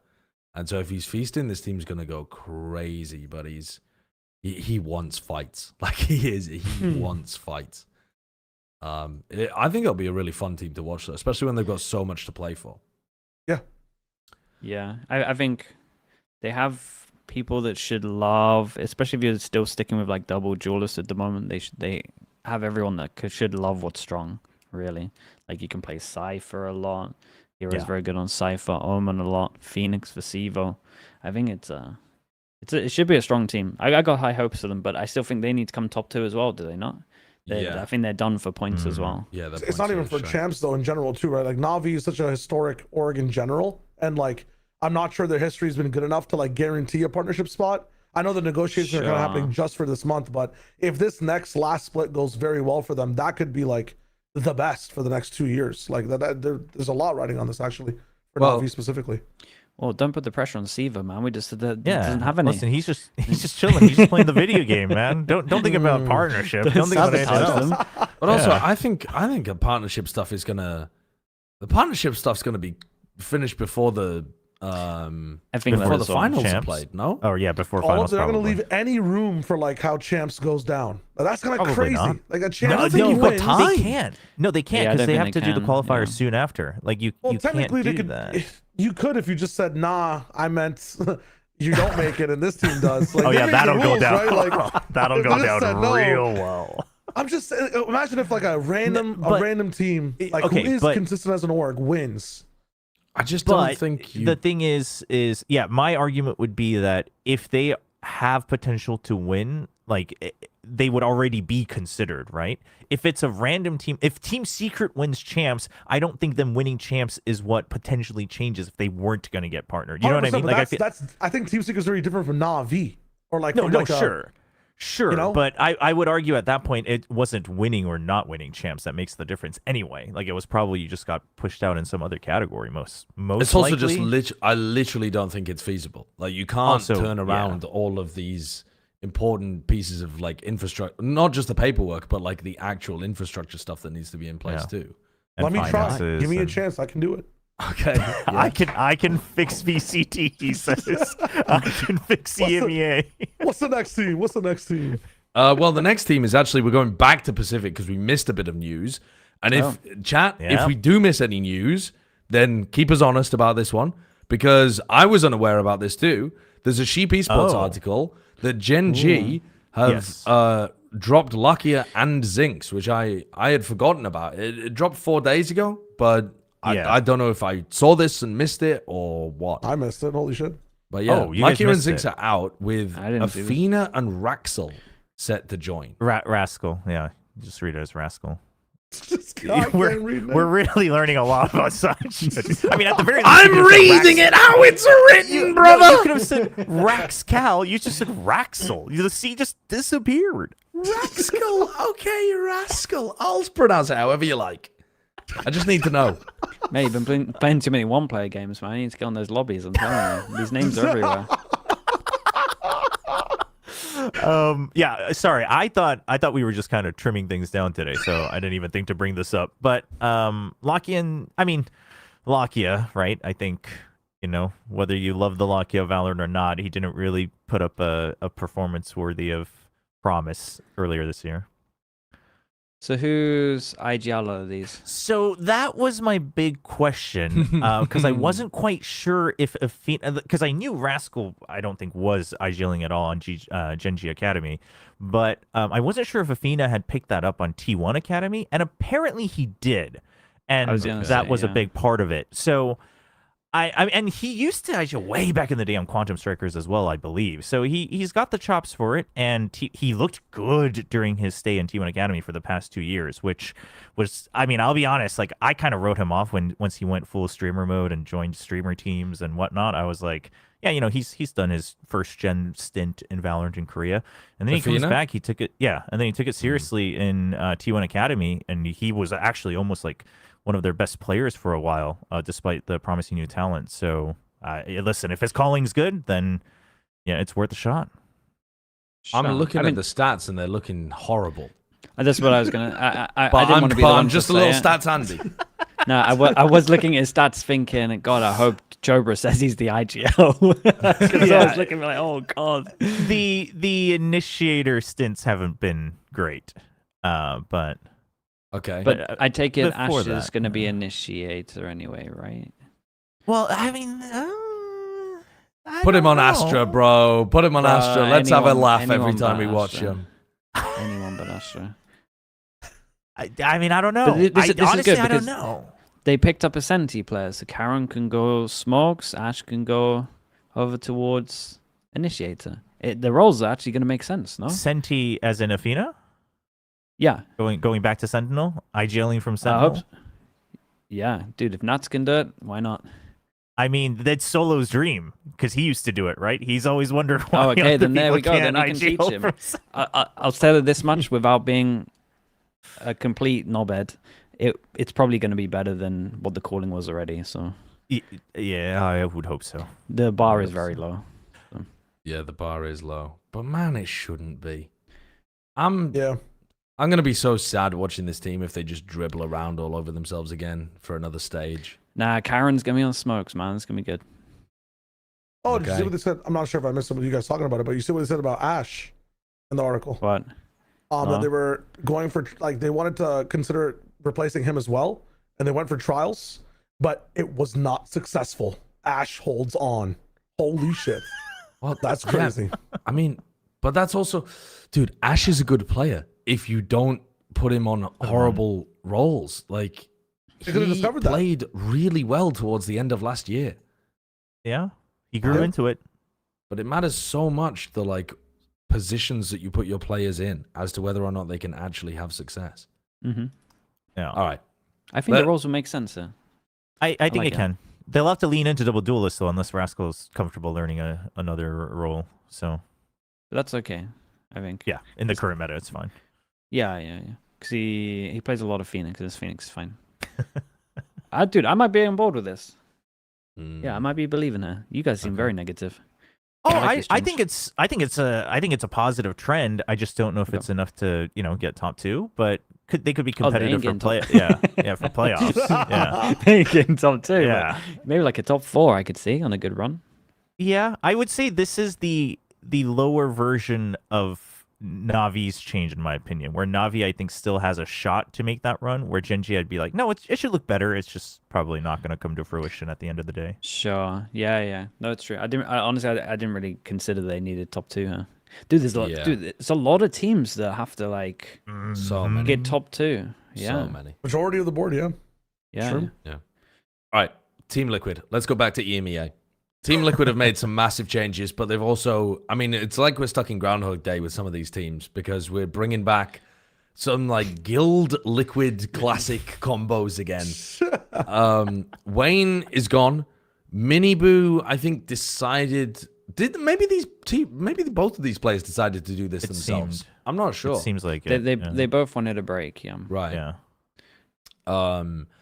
But instead of Wayne and MiniBoo, Team Liquid are now going to have Kicks and Trexx, which is Trexx coming back over. Kicks, I thought Kicks was really good last time Kicks we is saw good. him. Yeah. Hmm. I mean, Trexx is still good. It's just there's inconsistency, and then the big question mark of why is he only ever in teams for 1 month? Yeah. That's it. Well, they only That's a need him big for a couple question months mark. now. I Get mean, him at the end of a season. It's perfect. Yeah, it's true. He won't have It's a true. chance to obliterate the vibe before the season's over. In terms of pickups, like it's good pickups. I think losing MiniBoo is pretty big though. Like Wayne was a little inconsistent, I will say. Like he definitely had like some rounds where he looked like really good, but yeah, I think relatively inconsistent for what they needed, I would say. But I still have like hope that he'll be a decent player. And I think the MiniBoo one is a big hit though. I really do. I don't know who replaces MiniBoo because surely it just puts astounding pressure on Camo to Right. now be a hard entry, whereas what he was playing was like second entry.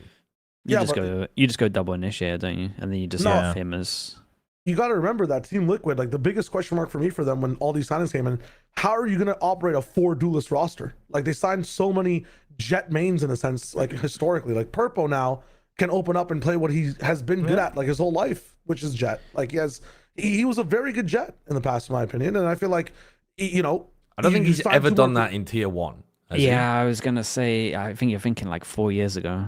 Yeah, ancient, but at the same time, now you could try again. under this system. No. Yeah. But the I mean, biggest thing maybe. is there were so many flip flops of like clearly everybody wanted to play the role on the team and they were experimenting back and forth. They have at least a solid decision now, and they don't have the role overlap that they had coming in from the last split. Yeah. Well, you I mean, just I think you put- No, put- I mean. Well, Oh, go ahead.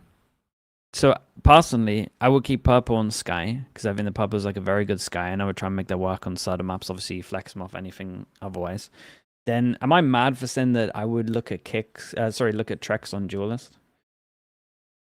No, I don't think so. I was his thinking Raze that is was good. Yeah, exactly. I was thinking that was. What an has he option. played apart from Raze though? Because he's like one of Jet. those He used to play people. Jet. Trexx. Yeah. Did he? Yeah. Used to play Jet. Yeah, Oh, man, ages when ago. was that? Might be 2020. To be honest Fucking with you, hell. 2021. So he's played It's a 16. long time He's ago. played 16 maps ever of Jet. He's played 141 of Raze. So there is a pretty massive fall off from his, at least in terms of like quantity. I'm not saying quality necessarily because I can't remember his Jet, but Yeah. huge drop off in quantity from his Raze games down. Do we have a lot of Raze maps in the pool now? Not really, right? Quite a few of Summit them got could be taken one. out. No, yeah, Summit could be one. Sunset. Sunset was you one. have Summit. Raze. You think Summit's going to be a Raze map?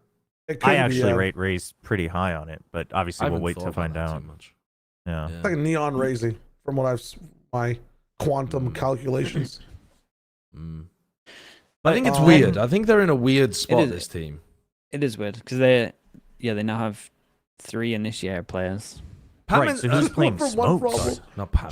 They went from 4 duelists to 3 initiator players. But to be fair, we are switching purple over because we kind of saw him look good on Sky. So purple Right. Yeah. was originally a duelist, I guess. But I who's don't know, playing dude, controller? Well, That's the other question. it would naturally be Kicks, I think, but it could be Camo because Camo was playing a bit of Smokes. Camo, yeah, Camo one. But can. I don't Kicks think it makes sense Kicks to has put Camo played on Smokes. But like Kicks would be the one to me. I mean, Trexx has also played Has he? Smokes too. Like, Bruh. I think right now they have a lot of players who are Okay. like flex players. And what I loved about MiniBoo is he simplifies your entire game plan to being, we are going to be going Neom on Neon, and then we are going to be letting naTz clean up. And like, it's just, from a coach's perspective, I understand the vision when I have MiniBoo and naTz on a team. When I have these names on a team, it's much harder to craft an identity, I think, but maybe they'll get there. It's the naTz like- Waylay. Everyone else supports. You got Fuck off. naTz Waylay, and then you got double controller, double initiator. Everything for naTz. I hate it. To go with you, Sideshow, like if before you had vision, now they're like drunk driving, which is not the worst thing in the world. Hold up. It's No, not that- in that context of like they're going to be causing damage and then maybe still getting to their location. In terms of agent composition, maybe drunk driving is not that bad. Everywhere else, don't do it. Don't do it. What in the But- worst Shayo analogy of all time? I'm just saying that like they could try a lot of different things, and if we're going to a meta that has like multiple different new changes of maps and initiators are starting to get changed all across the board, you want to test things out. Yeah, you could fuck up a little bit here and there, still get hopefully to your destination. I mean, it might be your worst ever. It might be your worst ever. I'm just really saying. deep, man. Stop I'm thinking, bro. digging Stop deep. talking. He's really Please, drilling into the ground please right now. stop. Jesus. Might be the worst ever. Please don't drink and drive. No, Yeah. actually Yeah. don't. Like I'm saying, it's a bad thing to do, but I'm just saying Yeah, for but- agent compositions, like don't do it in May real life. please stop. Don't. Anyway. Let's talk about Pacific Esports, shall we? Let's move on to talking about Pacific Esports. Let's be honest, no one really wants to talk about Pacific Esports, but they've made a change inside a player that I quite enjoyed watching in EMEA Ascension. Waddle, he's good. Yeah. It's a big role shift as well, but I think again it kind of simplifies their roles where you just plonk 7 onto duelist and you've got like a pretty obvious setup for your team. So I like it. I think it's a good idea. Yeah, I mean I think it's a good idea. They're in a cNed didn't really suit the meta, I would say. Not that I know where he suits at the moment in terms of a player, for sure. He's definitely like in a weird zone. But I mean, Waddle is a good pickup. He's been good for a while. They're just in the same spot though, where it's just like, can they get some upsets? And they were close to doing it. They definitely had some close games and maps. But I don't think it changes too much in terms of our expectations. They just can they get some upsets, and now can they not get embarrassed by losing to tier 2 teams as well? Yeah, I think that's a big one, isn't it? Especially Yep. if you're a player like Waddle. Where's Waddle just come from? Dynasty, right? Yeah. Was he still on that team Yes. that he played for? Are they one of the squads that would be looking to play in in the play-ins? I think so. Not that I've kept up too much of it. I don't really understand how you even qual, to be honest with you, from EMEA, because EMEA is so confusing, the tier 2 system. Yeah. Just points everywhere. Yeah. Right, Oh, it's right. points. Okay. But like, let's take a hypothetical here, and maybe we'll say it's about Waddle, but maybe the exact details don't apply to him. But if you're a good tier 2 player like Waddle is, and your team has a chance of being in play-ins and like fighting through that, there's got to be some calculus in your head of like, do I even take this tier 1 offer? I mean, maybe the pay is a lot better, and you just think it's going to be more like chance to get your name out there. But it's just- there are some tier 2 teams that might fancy their chances against the tier 1 teams in play-ins rather than joining a failing tier 1 team. Sure, but you also get like 5 more goes at it to prove that you Yeah. should be on a team next year. It's just I think, yeah. it's very hard to get reps in Valorant and kind of show yourself. So I think like doing this where you're secured minimum of 6 games. Is it double limit? I don't know how. I need to look at plans. But you at least secure yourself 6 games of playing, whereas it could have just been 1 or 2. So Yeah. it is a good move. You just have more chances of showing like your floor and your ceiling. So I think. I imagine everyone would do it, to be honest. Unless you're like really smashing people in tier 2 and you have like a close group of people and you don't want to let them down. It's like the only reason I could see staying in like a tier 2. Like the old Pacific kind of squad. Or maybe Envy when they were a year ago or whatever. Yeah, I was doing a lot of math for it, like for some of the NA challengers teams, where like I feel like once you get 3-1, so like, and that's like during the 2-0/3-0 section of like the stage 2 weeks. It's a lot faster now for some of the weeks. Hold up. Now. Yeah, okay. Rewind. Okay. You just said a lot of numbers. So What the fuck were you stage, talking about? In the Swiss stage that's coming up, I'm not sure when EMEA is playing it unless it's going on right now, but once you get to like 3 wins and like less losses, 3-1, 3-2, by that time in your region, depending on the scheduling, like the weeks might be, 2 games have passed, 3 games have passed in league play Right. overall. That's where what you're saying, Josh, you start to do the calculus of, should I stay with my tier 2 team? So about halfway through stage 2, something Yeah, like because then that. it's like, would you want to join a failing team secret at that point, or take your chances? But at the same time, at the start of it all, do I want to join a fresh team secret that might have everything changing for them for 6 games? It's always changed now, but then 2-3 games in, you definitely have a lot more to think about. Yeah, that makes sense. Yeah. Let's move on to General Mates. So General Mates are they're an unusual team. They did really well to begin the year, and then they struggled, I think, to be able to capitalize on the promise that they had shown. GLYPH, the player that they brought over from America's Collegiate, has been removed now, and they are signing a player that used to be on General Mates, didn't he? Proxh? Yeah, he did. Yes. He was part of that squad that was like really talented but could never close out a game. Yeah, he was. Mm-hmm. Yep. Yeah. So, I mean, they've shown that they're over that hurdle, at least. True. Hopefully. Yeah. Yeah. I mean, he's from one of the team. This is one of the teams that from tier 2 that would have had a good chance of making it, right? Because their team was popping people. At least they were a while ago. So it's kind of like a similar thing to what you were talking about earlier. Yeah. This is probably the best example. But this is like a pretty high level team in terms of Gentamates that actually have like a good chance of going. I think they're in contention in terms of points as well. So it's a great chance for him. Yeah. GLYPH is an interesting one. Dude, he had a couple of games where he just looked incredible. It's some of the smoke players look a little inconsistent at the moment. Maybe it's just the meta as well, because you're getting run down a lot. But exactly, I think it's a classic case of if you're good at traditional controller playing, right? The current year is just really rough for you, especially if your team is like not playing hard Senti either. On some of the maps, then you're just getting run down on your site, and then you're just getting ruined. But I would be very curious to see if GLYPH gets another shot, like, whether it's within the year or immediately afterwards for open qualifiers, because it seems like he has a lot of potential, and everyone who's followed him from before that seems to speak very highly of him in both like for mechanics, but also just being able to read the game and be kind of a helpful leadership position for the roster. So I'd hope to see him again. Yeah. the big thing too about Enterprise specifically, because we're all saying they are a team that is basically shooing for those play-ins. This is one of those calculus decisions that happen early. Like I think it's an outlier. The what's it called? What's that effect where like the domino effect from this one though, or the butterfly effect, whatever it is, the one change into another. Proxh leaving that core that's so good, it actually enables PCIFIC to join Enterprise. So like now there's another big player that's part of a team that again is so strong and is a tier gap in I think tier 2. We'll have to see in the future, like obviously in a few weeks if it changes much, but that'll be huge. I think for Proxh, he probably thought a lot about this because again, Enterprise probably had a guaranteed spot in those plans the way they're playing. Yeah, this is for him. This I think the Waddle one was a little like they're not for sure we're gonna make it, but I think this might have been like one of the best tier 2 EMEA teams. So this was definitely the harder choice. But I think he's joining a much better team. So yeah, I wonder what Paddy does for that team as well. I mean, it's a pretty good pickup for them too. So yeah, be cool if we get to see him play against his old team. Yeah, that'd be fun. Yeah. Well, I think that's quite likely as well, though. I don't know, but like general mates don't. Well, we haven't seen them in a while. Let's wait until we see them in a proper match to even say anything about how they're going to perform. Let's talk about GLYPH as well, though, because he's going over to ENVY now as well. So GLYPH is going. I missed that. Yeah, so GLYPH is going to ENVY to replace Poppin, I believe. So ENVY's a bit of a clusterfuck.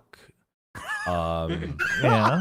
I mean, no, am I wrong? But like, no, they lost their identity, they lost their players. Now all of the original players are like gone, basically. Yeah, it's a shell. I'm not saying they're gonna perform badly, but it's a shell of the like team that it once was. It doesn't have the identity of the Rankers team anymore. But fun opportunity for GLYPH. Yeah, it's like another. It's interesting because they're kind of like another bunch of 5 very high mechanically gifted players. So it's a little bit like Rankers in terms of like they're not, maybe they don't all specify in like one individual agent or like what it is there, but I mean that's not a bad lineup, man. It's not a bad lineup. No, yeah, they're one of those. I'm missing someone here as well. Is Extra back or is Extra? What's the latest? No, he's Extra is being replaced. I don't think they've announced their next, unless we're far missing. They're still +1. Yeah. Okay. I don't know. They're one of those teams that you don't want to play because you're like, well, we're meant to be beating this team because no one rates them, but they're pretty skilled. Chad is saying naTz is joining. Yeah, that's a good pickup, dude. That's a scary team. naTz doesn't have his date of birth on team. Wikipedia, so I don't know when naTz actually turns 18. But I know it was at some point. Like, it was around now for stage 2. I remember people. It was supposed to be. Oh, right. Yeah, it was supposed to be. That's what people said. Hey, naTz is good. Yeah. I think the big thing about signing GLYPH though is that you get somebody that's a bit more of like anchor style, slow, doesn't need the same level of octane adrenaline and wants to shoot all the time, which I think is needed on this team because having a lot of it before, like if it's not there, first of all, the map 1 NV thing that was happening all the time in stage 1, even in kickoff. Now, like there's a bit more balance on the team overall, and GLYPH's gonna probably bring in a lot of stuff that he learned from mates. I think it's actually amazing pickup for the team to rock with GLYPH. It's just what is Rossi still IGLing? Is that still the presumably? I mean, you don't have another IGL on this team. Yeah, I was gonna say I can't imagine anyone else to be doing it, and they just fully trust in it. True. I just don't think this team has an identity anymore. The game that they won against MIBR was fucking awesome because they just played. What's the way? Their identity. They played stupid scrim Valorant.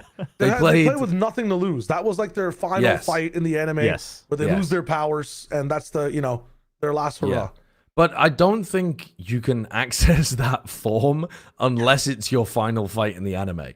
You can't go into every fight in the anime play. I think that's what one of the weird thing about the old ENVY style was that they had that kind of very loose style, and because they were so in tune with each other and so individually tapped in to all play on the same page, it worked for them. But I think that's really unusual to be able to do that. I don't think you should expect teams to be able to reproduce that and recreate that quickly.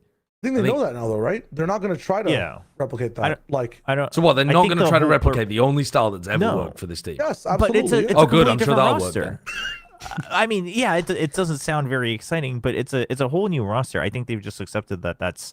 You're right. It's a shell. So anyone who was a fan of them because of that style is probably going to be a little miffed, or maybe even already has moved on. But now you're just trying to build anew. I think that's just what they're doing. And in terms of individual talent, it's there. So now it's up to them to figure out what their new identity should be. Yeah. Sure. Josh is not for it. He's so done with I think I'm not buying it. Not buying I'll it? wait until I see it. I mean, I'm down to see what they got. I feel like the original MV roster is like the perfect example of why you can't one trick anymore, though. Really. Yes. Yeah. Just because meta changed, and then there's some exceptions in there, but They got away with it for a long ass time. They just they- weren't they- doing yeah. it at tier 1. they're decent. Yeah, they're decent players. Yeah. I think like some of the peaks at the macro level, like one of the things I remember is that one Demon 1 game. It wasn't on Envy, but when he was that sub in for C9, like calling mid game, like pre-round, where he wants to go on the feeling of what the round might seem like, and having the rest of the team adapt to it. I feel like that could be an Envy thing. Like GLYPH, I think, had to get used to that too, based on like what Martine wanted to do in a round. Like that could be a big. Rossi's pretty good at like adjusting on the fly too, so they have a bit more of like a trying to adapt an ante in the middle. You don't like the taste. You don't like the taste. The aftertaste might be good with this. No, fight, Josh. I You like. never know. All right, let me tell you why I'm grimacing here. Is because Demon 1 on that Cloud9 squad was awesome, because the whole Cloud9 squad is a group of support players who were desperate for a star to set up. And remember that was when Oxy was out, so I'm not including Oxy in this. But they had like one goal, one vision: set Demon 1 up, win the round off what he does.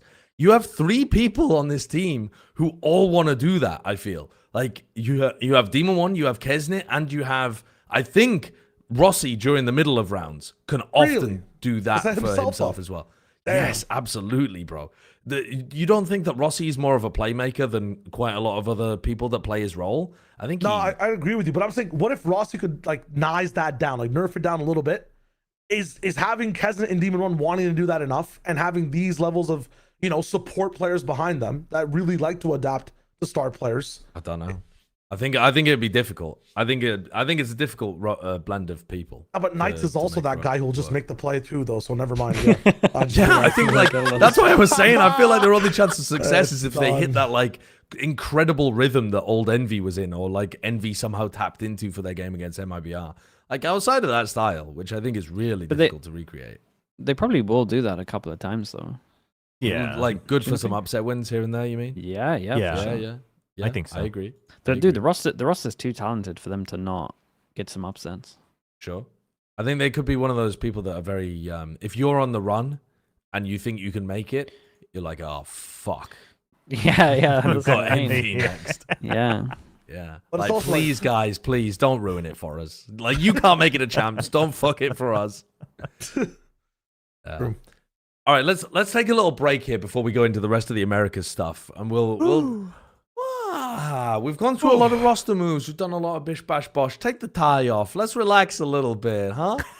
Did you bring that tie on just for this segment, Shadow? Is that Just Yeah, for for that one bit. WrestleMania, you got to be serious about it. Like, you know, now I'm chilling. Now Yeah, now it's you're done. chilling. Undo the tie a little bit. Take the jacket off.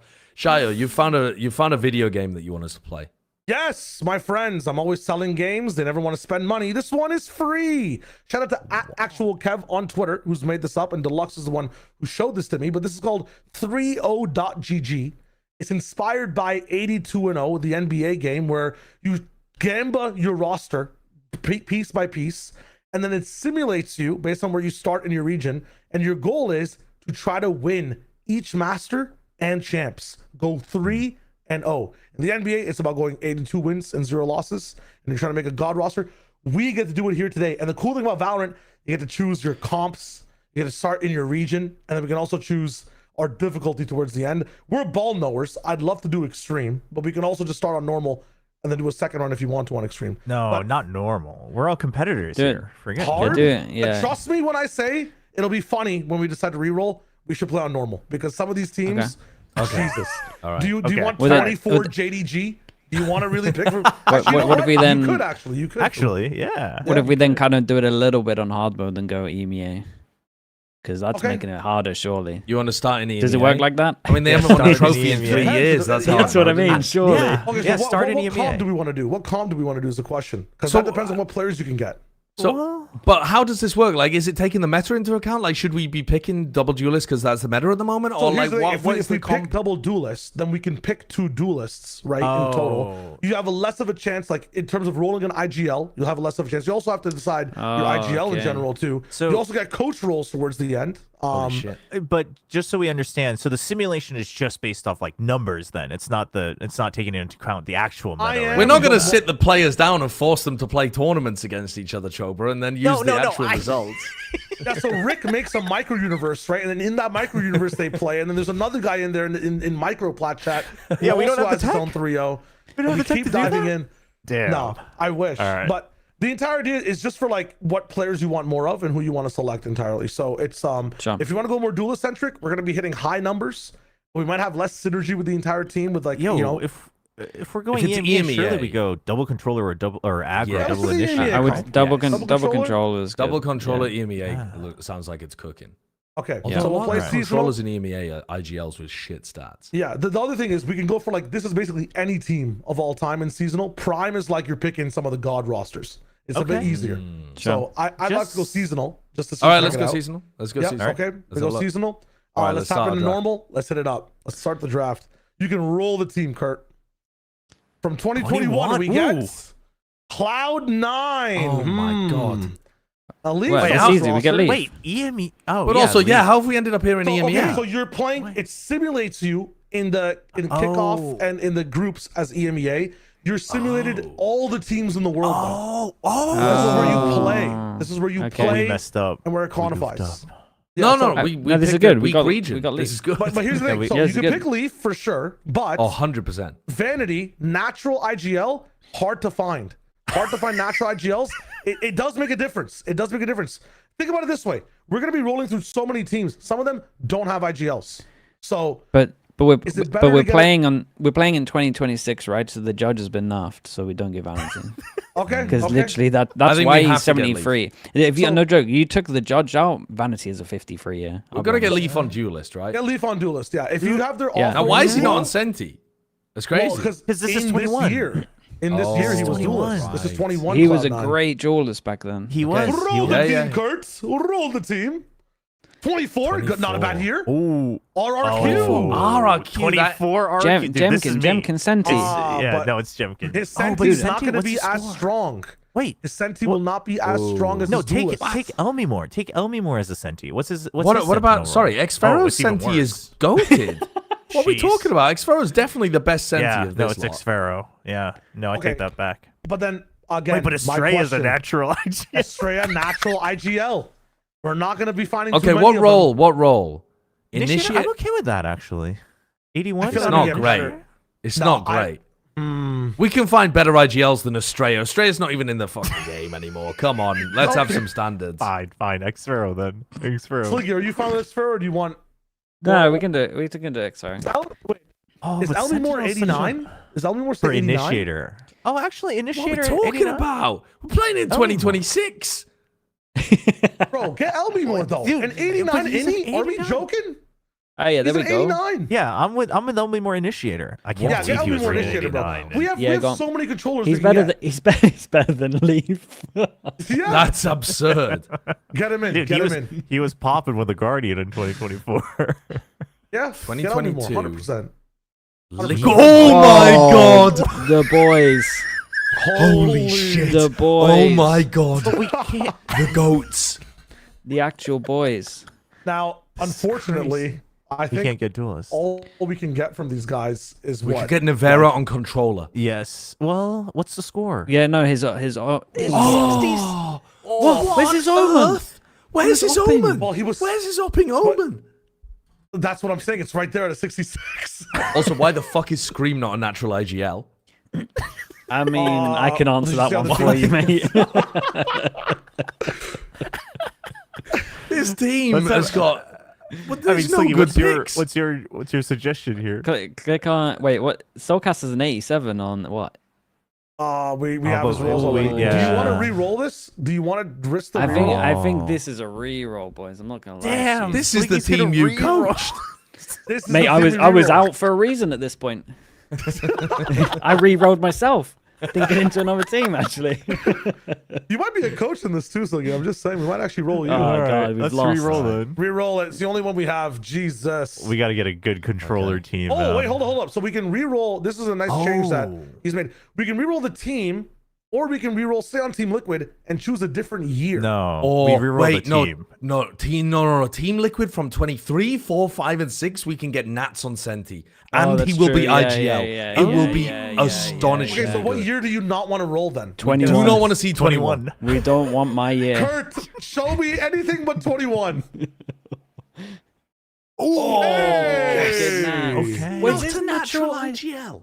Because Sorry. Wait, Sorry. what? What is this? He's on Red Viper. Gull was I IGL. mean, listen. Wait, This is it because sourced you from- 5 Senti? It's a source- Killjoy? It's sourced from VLR. It's sourced from VLR. A bunch of it is sourced from VLR. I don't know, man. I'm just saying. This Nadia is IGL. I mean, disgusting. listen. He's still What? about 89 on He's our controller. brimstone. Yeah, he's Our our Brimmy. brimstone. There's our brimstone. Yeah. At I least can't he believe is naTz willing. is our brimstone. 25 Tyloo. Whoa, Slowly. slowly, Wait, it's slowly. 96. Slowly for sure. Oh, but we need. Oh, Oh, yeah, dude, it was he's already- still. Whoa. And he's still popping off though What? on the controller. He's the best player in the world. I don't Yeah. think Yeah. we find a better Senti than this No. right now, though. I think the Yeah. Sentis are so low value. Actually, Senti. go on. Yeah, Okay. Senti for sure. I'm down. Killjoy? We've created Let's an do it. abomination of a roster. here. He's our best absolutely. player. No, This Sully's the roster is Sully's the crazy. goat. Let's go. Oh, Okay. Team Secret. Envy, Wait. Oh my god, Envy. our savior. Oh, we got Envy. on controller? Oh, Borkum's actually better on controller than Envy, apparently, according to Yeah, this. 'cause Nah, Borkum- put Envy in there. I trust him, man. Surely. Yeah. But it's Borkum time. Really? We're gonna go with Envy? You prefer Envy over Borkum? Yes. to satisfy Josh real quick. When he's- If you press the call button next to naTz curse, holy shit. If you press the call button next to Wait. naTz, we'll Yeah. get We the call? IGL. Oh. You Okay. get a natural IGL veteran down there, so we do get naTz Okay. as an Okay. IGL, which is nice. We okay. get that buff. We can Yeah, go I with mean, we- Envy just because it's like Let's go. Envy? Let's go with Envy. Let's Yeah. go with yeah, Envy. yeah, put him on Viper. Roll the coaches. NBS. and Gorilla. and Wait, that's Gorilla. That's actually Okay. pretty damn good. Yeah, that's That's pretty nice. good. Wait, so what are our chances, by the way, before we simulate? What are the chances? I Should be don't see the high. number behind. Or is that 88%? 88%? Not bad. Simulate it. It's an abominable bad. team.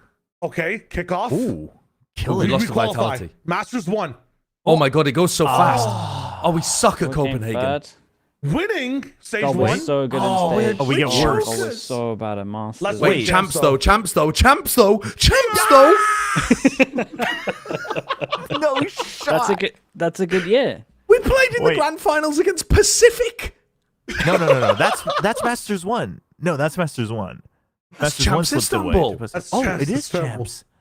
Dude, Oh, that's a crazy chance. Dude, Yeah, wait, the who did we lose to? the only feedback I'll give to this website is make this part happen a bit slower because the Slower, dopamine yeah, was yeah. going too fast for my brain to keep up with. We lost 2 Masters and then we instantly won a Champs. Like it was too, not it was bad. too much. That's pretty Classic. incredible. How on earth have Pacific got to a grand finals against us? How the hell did this roster win champs? Yeah, great question. I mean, Envy, power of Envy, man. yeah. At least There you Pacific go. was Sign not though, it's good. good. They, It's a they sign, consistently won in the year. That's a great Yeah. year though. We made both Masters and 1 Champs. You can't Heck ask for more yeah. than that. Exactly. And that's our Impressive. theme. Kind of fun. But yeah, Damn. 30.gg. That's fun. If you guys want to play, it's a Yeah, fun let's go. time. Shout Yeah, out no, actual that's good. Kev. All right, very fun. Lovely. A nice little palette cleanser before we dive back into the roster moves. Now, I don't think we're going to see any... I mean, we should make a roster just by rolling... Who should we run instead of this guy? Don't show the staff that, by the way, for any team across. Please don't use that to make your roster moves. It might seem like that sometimes too behind the scenes, but please just research. What? That would. Should we- Yeah. Should we That'd try... be crazy. Okay, let's do a little bit of the actual episode. But Kurt is saying, should we try another one on hard? I think we should do a hard one to end the episode. Yes. And yes. then we'll Not we'll extreme. see how it goes. You know, You know what Extreme does? Extreme Oh. covers everyone's roles, so you get to just make the decision. Oh, but you gotta that's have the good, ball actually. knowledge. That's Oh, good. that's good. That's Yeah, good. yeah, Okay, yeah. we'll do one on extreme at the end of the All right. episode then. All right, bet. All right. Okay, let's move on to let's actually finish out the content of the episode though first. which is some of the Americas roster moves that have been happening. Cloud9, they got rid of most of their normal team and used 30.gg to re-roll through the tier 2 squads. And they've picked up some good talent by the look of it, actually. Yeah. FireBallOps has been picked up. This guy.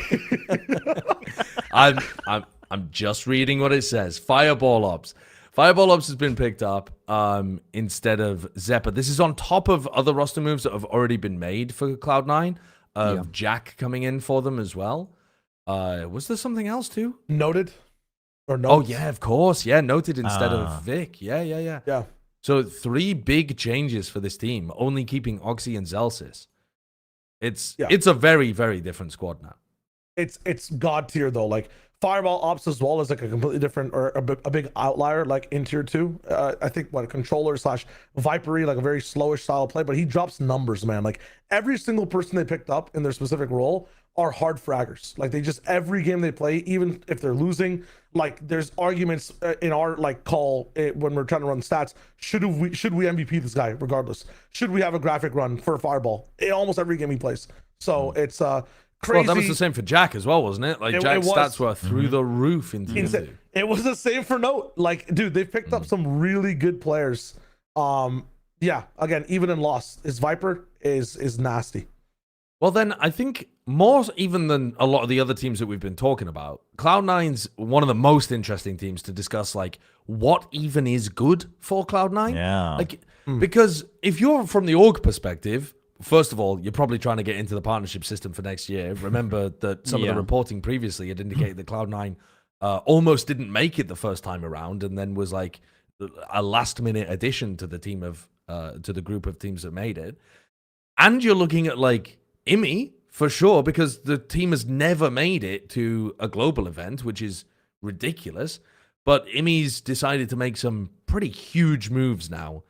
But what is success? Like, obviously they need to be making playoffs, but do they have to make champs, like a grand final? Because that seems like a very high bar. I guess so, to be honest. Because it's like, is anyone going to remember if they come top 4? They're so far behind. So tough though, man. No, I agree. But wouldn't top 4? I think top 4 would still at least leave them in our memory of they could have made it and they just missed it by a little bit again. Shit. You know what I mean? Like, yeah, I agree with you. Yeah, so that I would imagine that's good enough for like For the what? org. No, for the org to consider that this had potential, like. Which I know is about the idea of thing keeping about the team and the C9. coach heading into the future. Yeah. Like that's Sure, good enough okay. to trust that it's okay to keep it, unless they want maybe one small change or something like that. But yeah, from a viewer's perspective, I guess you would want to see them go to champs, which seems hard as far as I understand America's. Yeah, that should be very hard. Top 2, huh? Yeah. Here's what I'll say, right? So what has been the issue for C9 before? It's always group merchants. Playoffs are tough, right? So VCT has made this format for C9. They have a fake playoffs they can win and feel good about.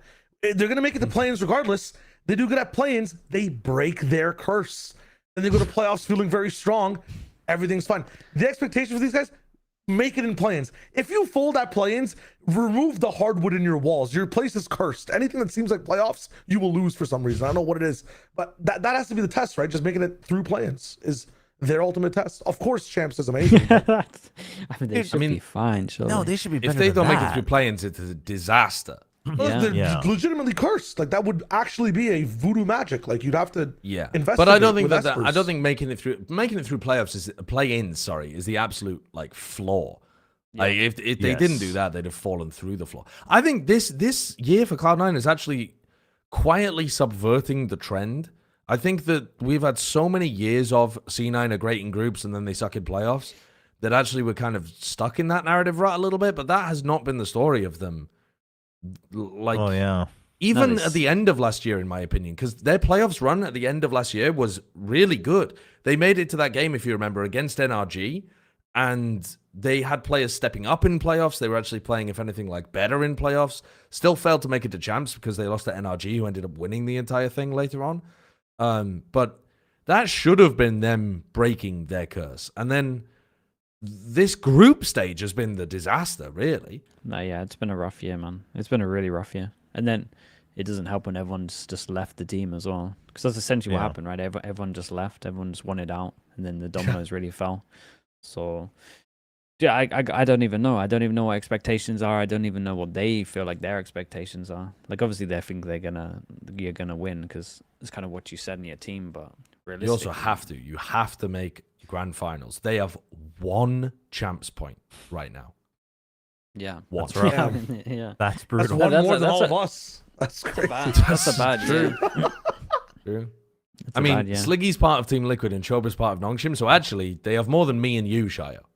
True. But True. they I don't can't have leave more where than I'm going, Sliggy and but- Chobra. Yeah. Damn. Choba's got a lot of points, man. That's right. Yeah. It's cruising. I think if they made a top 3 or 4, Oh, it'd be devastating, though. it would wouldn't be. matter, But like, though. I mean, it would suck, but I they're would do going it. to be matter. they're going to be disappointed at the end of this year because the chances of them making the grand finals are so low. I'm not saying it's impossible, but it's so low that realistically, you are going to be devastated at the end of this year. You are going to feel like either we completely fucked up and now I don't have a job next year, or holy shit, we were so close and we failed. Like, those are the only 2 options. Or Misery is on the horizon, brothers. Or they get a top 2. Right. yeah. Roll the 1%. Get the 5-star pull.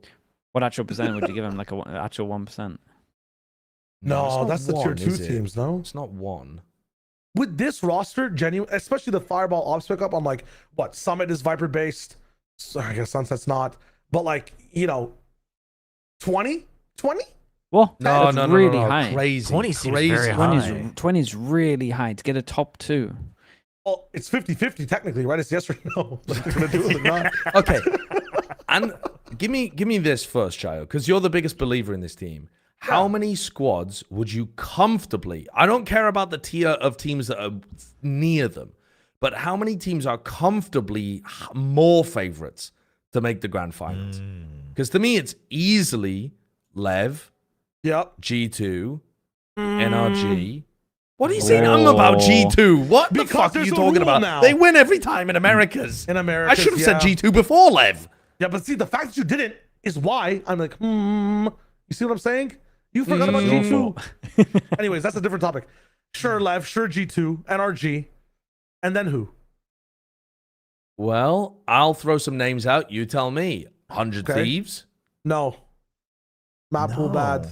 I'd give the potential for this new stuff starting with C9 and their tier 2 talent over and I'm a 100 Thieves fan. I'm always glazing them. I'd say this C9 has a better chance. Okay. So maybe a crew. Well, an MIBR. Let's start with an MIBR. Sorry, no faith. No faith. Flip-floppy. No faith in an MIBR. Flip-floppy, no faith. They all make so Sentinels. much. They're not hungry enough, man. That roster is not hungry enough. The C9 has this hunger. They've got these tier 2 players who are the stars of their individual squads who want this shit. And everyone in MIBR is getting paid in gold, bro. These guys are doing it with tin cans in a cave with a box of scraps. It's different. It's different over here in C9 this time. Nepotism is not the main title of this story anymore. It's It's what? Rise. It's literally the League of Legends Rise video is this roster, man. Like, See, I see about them it. as a middle of the table team right now. they're not this even on. They Cloud9. just got to the table. They don't even have the cutlery. The waiter's not even paying attention to them because they're not wearing the right clothes. They're tier 2 players, the best of them. I just think Not Americas selling is you. tough. Americas I is know. I tough. just wanted to hear your opinion. I'm not trying to be sold. Yeah, okay. Well, then in that case, like, there are, again, you were saying like a All right. clear gap between them and other teams. It is difficult because like even the stuff that crew could change with their strengths. Like, we'll talk about FURIA in a second. I don't think they're as close to C9, but the potential that EG have is up there. We go through every single team, but What the fuck are we talking about here? What are you talking about? Yeah, Hold where are on. we going with Where this? is the Your EG belief suddenly coming from? C9 I can understand because they got some crack tier 2 players. I think you could put a case towards them. I feel better about Cloud9 than I do about EG, about Envy, about these kind of teams. What the fuck are you talking about EG for suddenly? it's the DJs and aura, man. I'm sorry. Sometimes No. it distracts me. I say No, the wrong no, thing. no. It's on Nonsense. me. That's on me. That's on me. I apologize. I mean, barely getting away with the Cloud9 stuff. Don't start bringing EG into this. It's on me again. It's GG's in, man. He just has the effect. He's learning. He's learning to pick his battles. Yeah. One of the teams that I think would have been in the run-in, I mean, certainly during the group stage, is Crew, right? They were one of those teams that we would have easily said looked better than like a Cloud9, like great chance of being able to make it a grand finals, etc., etc., etc. And then they just slowly went like a deflating balloon over the course of the stage, and they've decided to make a change to drop silentzz and sign heat, which I'm on board with. Like, that makes a lot of sense to me. Yeah, I can understand it. Yeah, I can understand it. I mean, he has had moments where he's looked great. He's also had moments where he doesn't look great, but I would say it leans maybe more into greatness these days. He had a good redemption arc for sure, but it's just he wasn't playing anywhere this year, right?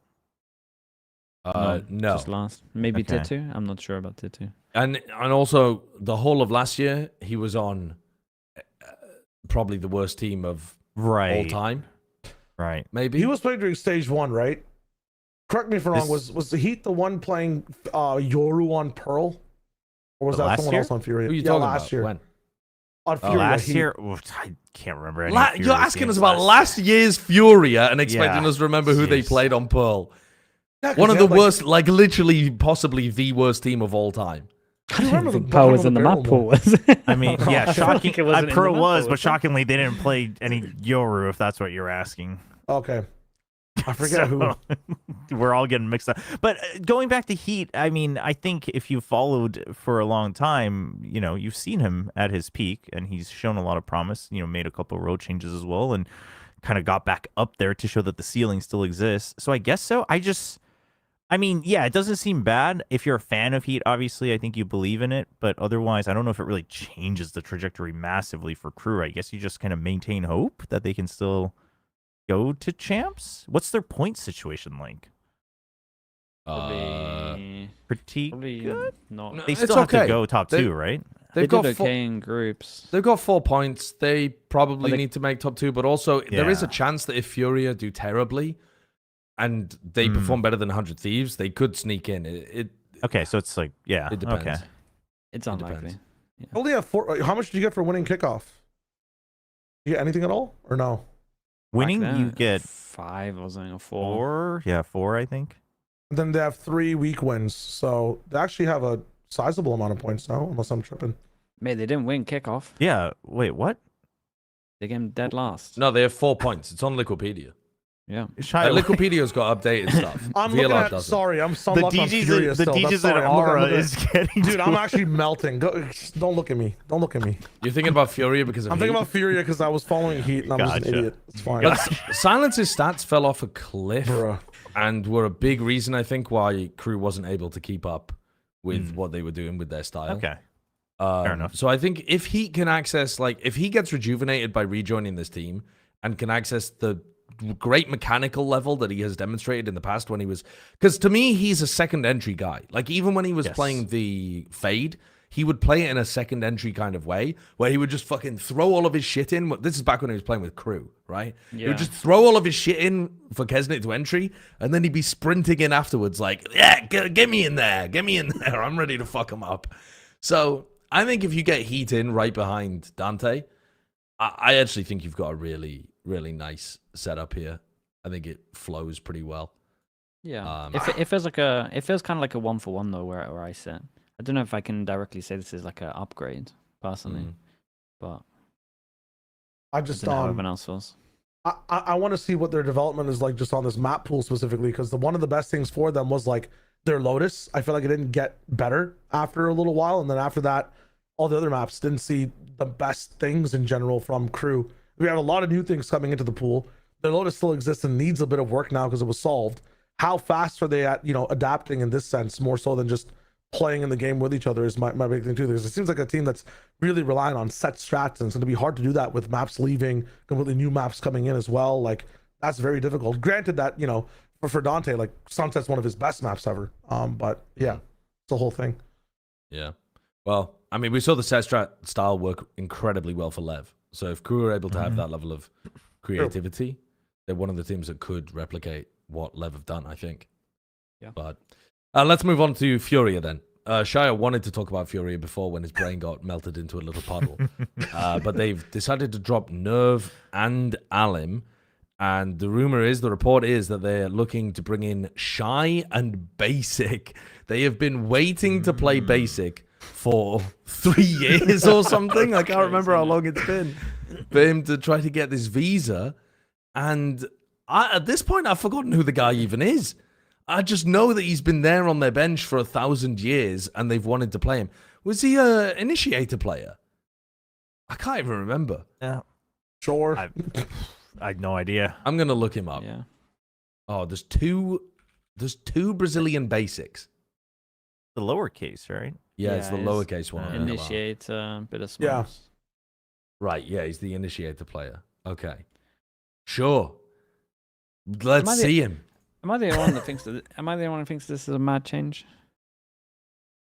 You mean- I can understand most of the changes. I can't wrap my head around this one. I don't really get it. Did they not? Are they not in a great position to go to champs without making any changes?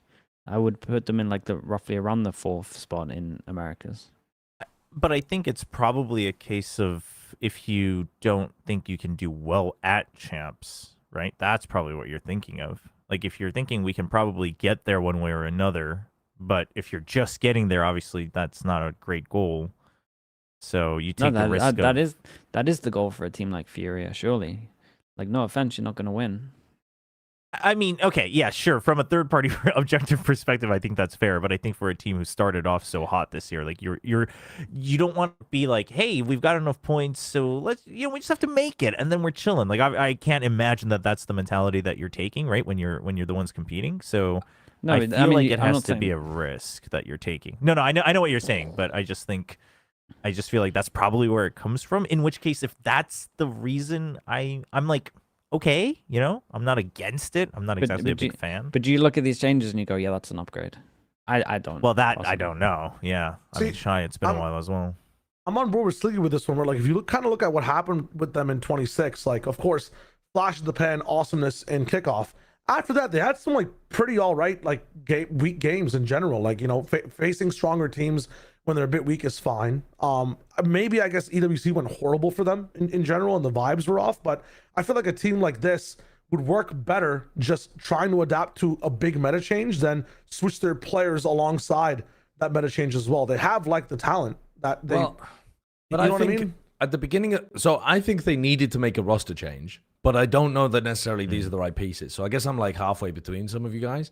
So to me, the identity that this team had that was getting them wins at the beginning of the year was that they had Koala Noob on roles where he could op a ton, and opping was amazingly powerful and his form was excellent. And then they also had alym using the Neon Judge to a super high level, and you just can't do that style of Judge play anymore. And I think that was alym was to me the biggest Neon Judge abuser that we had in VCT, I think, actually.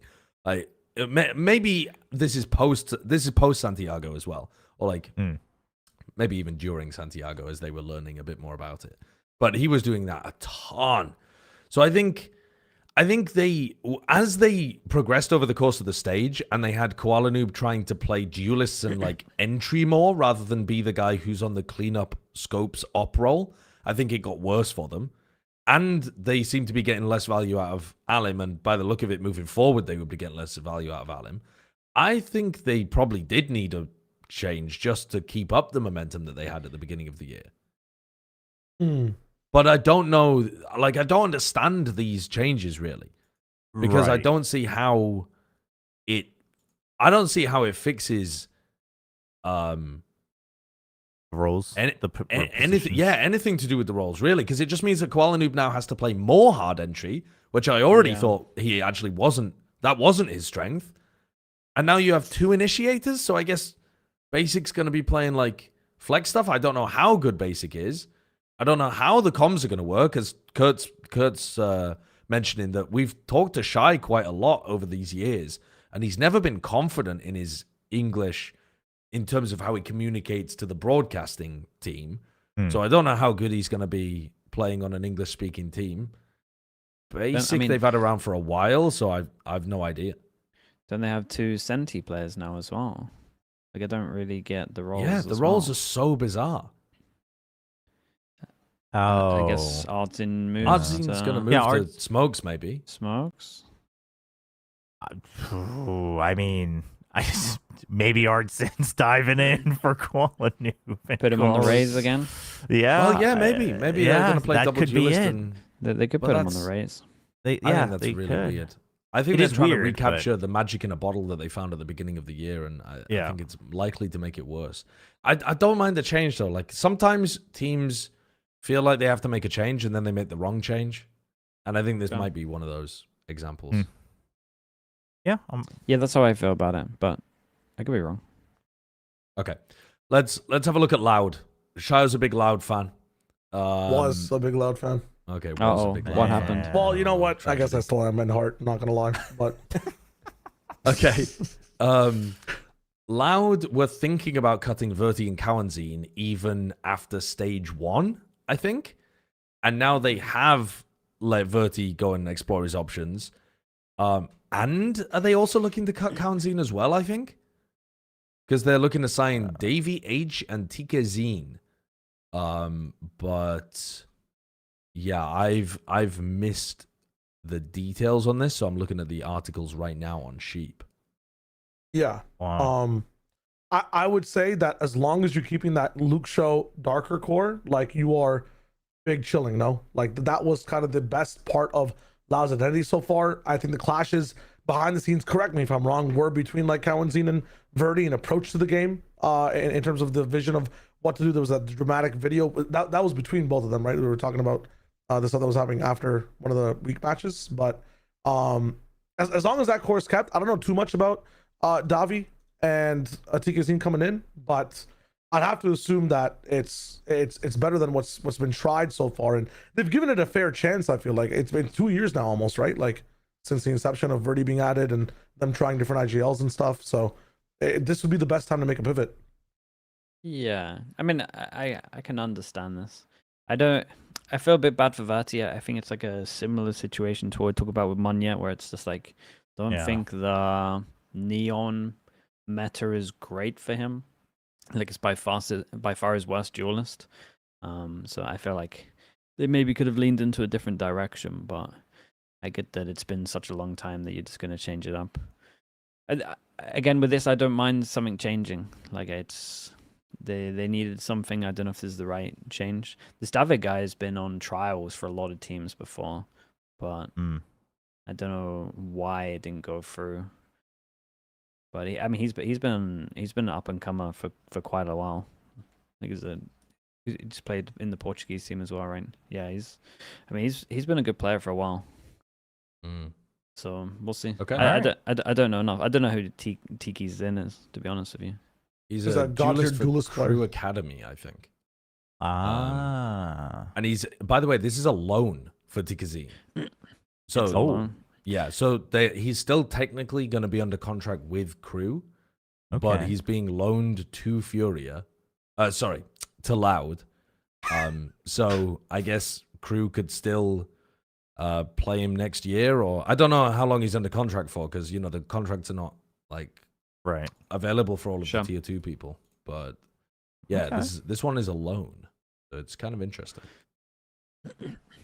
But the LATAM scene is pretty good at developing their academy teams. Yeah. By the look of what they did with Lev. I mean, maybe that was an exception rather than the rule. But if the Crew Academy is anywhere near as good, they got some fucking good players coming up from LATAM in the next year or so. Yeah, I think the dynamic for Loud as well. Like if you're bringing in this young in energy, like, and just keeping the best of what was working for you the rest of the year, like it's gonna be one of those things where like team needs a roster change. Have made a good one, and like theologically, I guess is the word. Is that the word even? From a brain, like an ideas, from an ideas perspective, it shouldn't be as much of a clash. I think that was the issue with Loud in terms of approach to the game. Like while like your other, the other ideas that aren't being as vocal are still doing the best things on the server, Luxo and Darker. Like the rest of the stuff, I think was more of at the end of the day, an ego clash. This time, it's hungry players mixed with a bit of the best ideas of Loud. It is only set for a good time. I feel like it's a good equation. Yeah, it's They were gonna fail if they didn't change anything. Yeah. Why not? Yeah, might as well change something, see what happens for next year.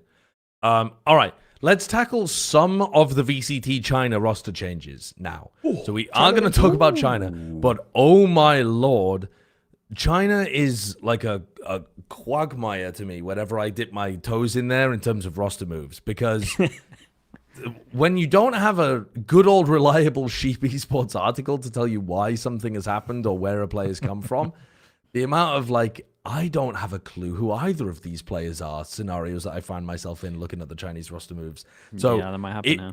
if we've got good info, I'm happy to talk about it. Otherwise, let's brush through it. DRG, though, are a big team. So they're bringing in a guy called Verse. Okie dokie. What's going on there then?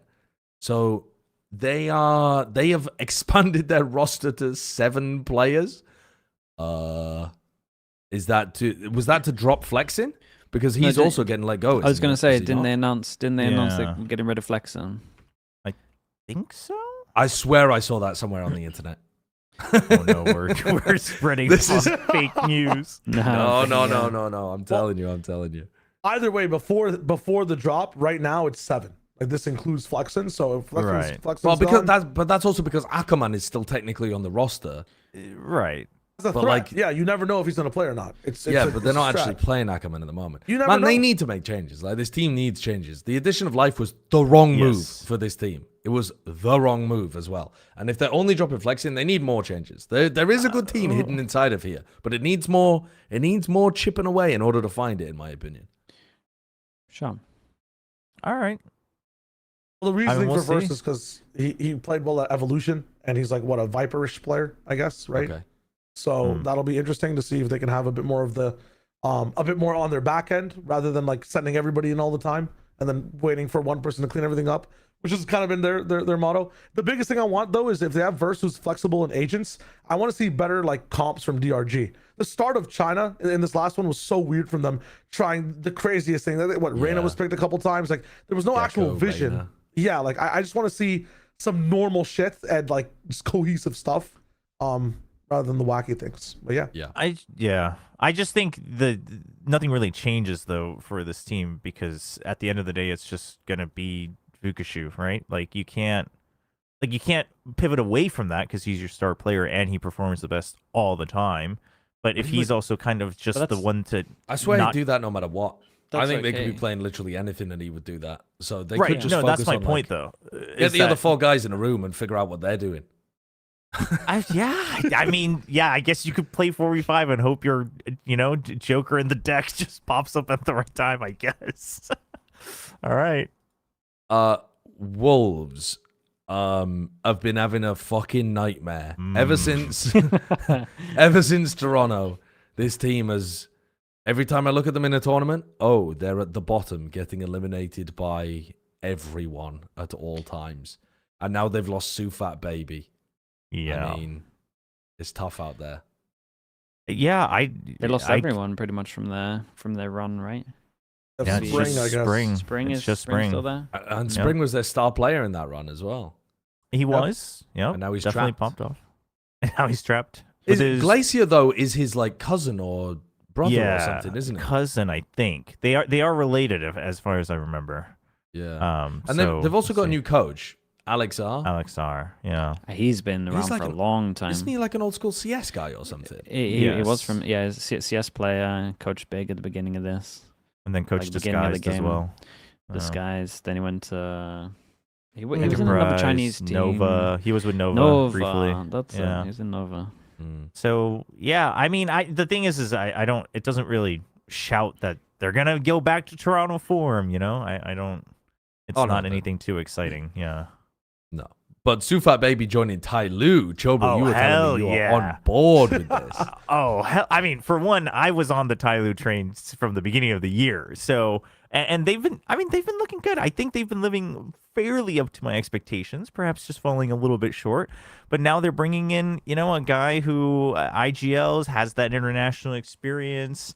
can kind of bring the team together, hopefully have that leadership as well. We can presume what we saw was his leadership at Toronto as well, just from the way he was handling, the crowd and the team and whatnot. So I think that should be huge. I think that should add a lot of stability for Tyloo, which has some very, very high ceiling, high potential players, right? Yeah. You're looking at Slowly, Splash, these guys. I mean, everyone, quite frankly, in the current roster. So I think this is exciting. I think Tyloo's really trying to make the run to perform or to get to Shanghai. Who's not playing out of this 6? Sorry, ERV. That I don't know if that was even reported, but I would. Sad. Because they have a clip of the year in China right now, that 5K in Haven with the sheriff. Oh, that was him. Yeah, Was that him? Yeah. It was nuts. Who was It's a good IGLing for roster. them previously though? Because Sufa will be coming into IGL, won't he? Surely. I mean, that's Yeah. what I assumed. It looks like it should be Sword 9, I think, that was doing it before. So I assume it would just be a 1-to-1 in that case. That makes sense because they're also the same role. So Yeah. Yes. Yeah. and it's Which, I mean, yeah. fuck me. Sometimes you look at people's stats and you're like, and you're doing this in China, 0.5 KPR in China. Oh no, buddy. Yeah. So maybe I mean that might be great. Also, yeah, Japan. Let's fucking go Japan. That's Yep. insane. Wait. They're doing it. They're doing it. Okay. Titan Esports. Crazy. Titan Esports Club. Do we need to discuss Titan Esports Club? Are they Yeah, gonna they're do? DCT. Are they doing shit? When they do, they can Probably come back not, with but a clip. you can let us know what they did. Just type no. They Wow. added Muggle, the former coach of EDG, Yeah. to the coaching squad, and they signed Rainy. But Tech are like literally an EDG retirement home. Like Yes. everyone on Tech Yep. is just, we used to be a big player somewhere else, and now we've come here to retire and do badly. And they Yeah, like, they actually got the old coaching staff in. Yeah, Yep. it's funny. can they just free my man Spitfires? Can we just put Spitfires on any other team that's not Tech, so you can just do something right before the official partnership era ends, before this open qual stuff? I mean, he was on AG, and then he left AG, and AG started doing well. Then Yeah. leave this team and let them start doing well then, and then also join another team and do well. There you go. Okay. That's all I have for Tech. All right. FPX. FPX. Oh man, I had such high hopes for this team. Yeah, me too. We both had them They- going, I think, to Santiago. Yeah, dude, I was such a believer. Me too. What have they changed? Well, they made quite a lot of changes because from the roster that they had at the start of the year, do you remember that this was the team that signed Kovac, the Swiss player, Yeah, which is already Yep. kind of wild. But they've picked up a guy called Benelli from Rare Atom, who are the like tier 2 organization that does a lot of the like. They're a team that tends to pick up good talent and then go deep in Ascension, but fail, and then their talent Yeah, gets like then cycled into repeat. tier 1. Yeah, rinse, repeat over and over again. I don't know how good they are, but I can't imagine they're going to do very well. nah, it's a shame. Yeah. Man. It had so much potential. Agreed. God, they just lost all their players as well. Yeah, Yeah, Scary's gone. Yeah. Life got Berlin's taken when he was gone. already not doing well. Berlin is gone as well. Berlin's gone over to JDG now. Yeah. Which that's a weird one because Berlin's a player that a lot of people might be fairly familiar with because he was who was he? I can't even remember. Was it FPX? It must have been Yes, FPX. okay, that he was the took. mad yeah. scientist on FPX. he was so fun to watch, man. He was He was like crazy. he was in that same era when it was like we had him, Angel, and Yes. Nobody? Red guy. I Oh, think and it Red was. Guy, yeah. And you're just like, who is gonna do the maddest thing on Omen? Like who's gonna do the maddest TP? It was so sick. They're having like a little competition internally. He's fun to watch though. This guy. Wait, the JDG roster must be pretty good, no? It was already becoming a well- stacker before, like, but now it seems even more stacked than. Well, JDG also got rid of Stu. Stu. So- Oh, yeah, yeah. that's why? Yeah, Did so they get rid of him or did he retire? no, Yes. it's official. He's gone from the. He's left the team. I don't know if it was. I think it was. They said it was mutual. Obviously, we don't know the behind the scenes. Yeah. But Stu is on the Everything's market. mutual. Yeah, Stu is on I ain't the reading all market. that, little bro. Um, That's crazy. I mean, it's just But- a thank you tweet, really, isn't it? Yeah. Yeah. So But- you lose your star player, but I mean, you imagine you're seeing some type of other synergy that you're going for because Nah, it's cooked, bro. Nah, it's All right, absolutely fine. cooked. GG. When they Yeah. first got this team together, they had a choice of which import player to keep. Either they kept Yeoman, who was their IGL, who was like the biggest reason, in my opinion, why they were doing well as a tier 2 team, or they kept Stu. Yep. They kept Yep. Stu, couldn't build properly around him, failed for a Yep. while. Now Stu's gone. Now they got rid of both of them. Yeah, Yep. unlucky. I was GG. big on JDG at the beginning of this year, and none of it has come through. I'm gonna join you on the Tyloo train instead. I think. Yeah, join. Listen, Tyloo's going to champs. Tyloo's Yeah. gonna pop off. Tyloo's gonna be very fun. Yeah. All right. Next up, you have All Gamers Septum 7 leaves All Gamers. September. I'm playing. Continue. Fucking hell. Just gonna say. I love how you were looking for a long time. Like, how is this? He's like trying to figure it out. It's a spell in Harry Potter, isn't it? No, because 7 is a cold number. Like, it's a very cold number. So September. But that's shit. I hate that that's even partially worked. That Oh, shit. But also, since when was this guy on All Gamers? Is he just one of the No, he's one the- of the gamers? Isn't he the assistant coach that? Oh, right. That won the skirmishes at Santiago.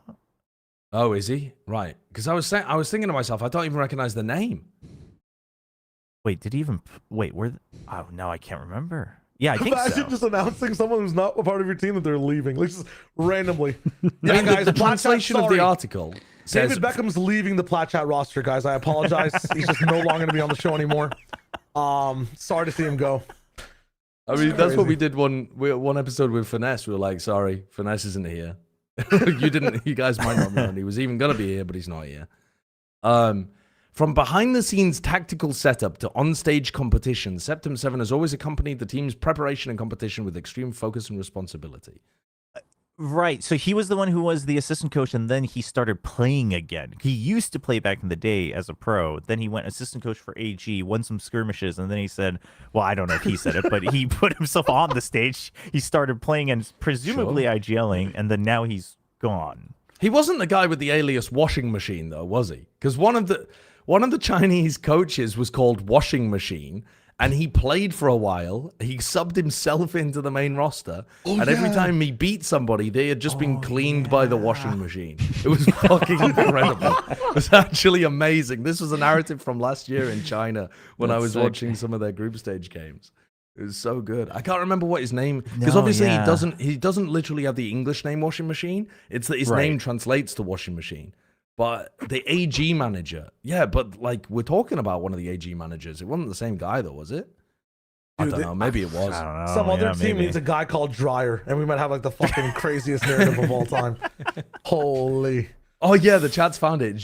Well, I'm just gonna butcher his name, aren't I? But GEG. Right. Well, I've fucked that one, haven't I? But I gave it my best shot. All right. Trace Esports have dropped Xlele, promoted Viva from player to coach, promoted. Viva was doing so good when he was playing previously, Yeah. and he's now got the promotion to not being a player anymore. Great promotion. Wow. Well, I just mean, yeah, I don't know. And they've signed Abo as well, who's a player that used to play for EDG like way back, and then he played for a while with Tech, and I don't think he was that great particularly. Trace are one of those squads that seems to be struggling a bit like FPX currently. But they're A lot of Yeah. recycling of players over there. Yeah, I mean, I think it's that case of if you didn't have an academy set up, or you're not like locked into maybe a SEA academy that speaks Chinese, then you're kind of just struggling on where to find talent. And if you're making mid-season changes, like you just don't know, right? You don't want to take that risk, etc., with how much attention you're getting. But Yeah. Trace is, I think it's an unfortunate story. They seem to just not be able to, which is crazy because their style wasn't even like insane. It was very default heavy, type beat. But now they don't know what to do. Yeah, wasn't their whole thing Kai Feng? Like, that was like the highlight for me watching Trace. But what? Feng is like I'm just looking at it from roster. I haven't watched him enough, but Feng's a sub, or like he's on the bench. It's tragic what has happened, but it is what it is. Yeah. Probably for a good reason. Yeah. Yeah, I don't know. I mean, reasons sometimes can be difficult to assess, I think, when teams are making changes just to try to get results if they feel like things are struggling. But I do agree that there's a lot of recycling of players in Yeah, Future yeah. rather than pulling people up. It's really eco-friendly. Is next year they're gonna, where they're having like 2 imports? Is that gonna change in China, or is that? Because I know No they're idea. relatively staying the same, but if they got 2 import slots, maybe. Bro, there's no way they get to have their cake and our cake too. Like, what is it? They get to keep the old VCT format, but also get mega imports. That's crazy. Shout out. Yeah, honestly. might be. Shout out. Yeah. I think it would be yeah. unfair if they weren't allowed to import. Yeah, stuff. that's what I'm saying. Yeah. Fuck it. I think that I wouldn't necessarily like to see China use more imports, but I would like to see them pull out like more infrastructure that, like the way that Lev has their academy team, the way that a lot of the Korean teams have their academy team. I know that Chinese teams do have academy teams. Like DRG pulls people up from there fairly often, and AG clearly have as well. But it seems like some teams are very much stuck and don't know. Also, just playing strange compositions. Like if they were going to import people, import coaches. What brainwave? I was gonna say, how Not long are we gonna keep Not them import. looking like this? Export your academy teams and have them boot camp in different regions. Yes. So I'm thinking about, some of the international students in my group projects at university. They got a whole there's a lot of international university stuff going on. Collegiates, but there's no tier 2 anymore. I was gonna say, mate, academy teams are dead.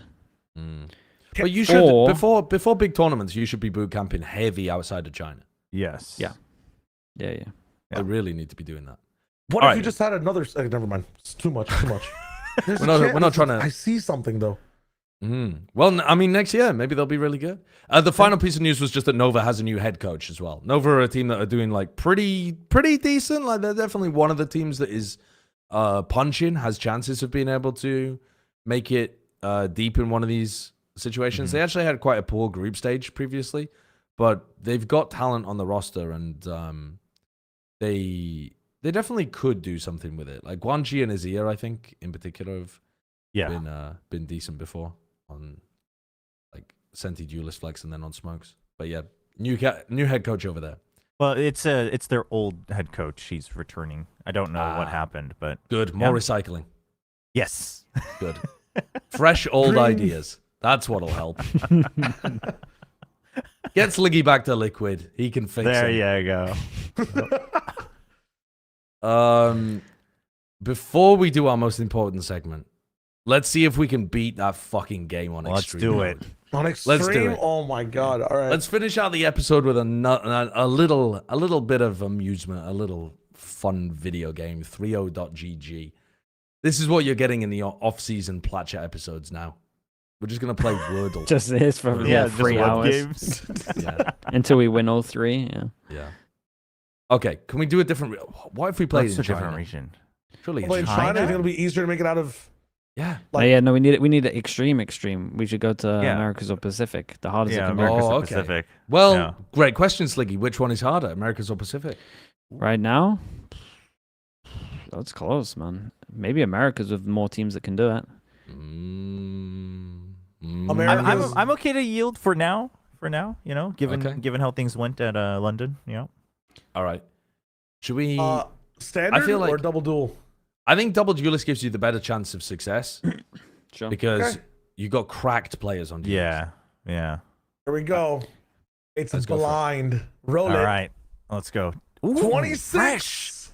Ooh, 26 foot. We go Sop Duelist. Sop duel. Top duelist, surely.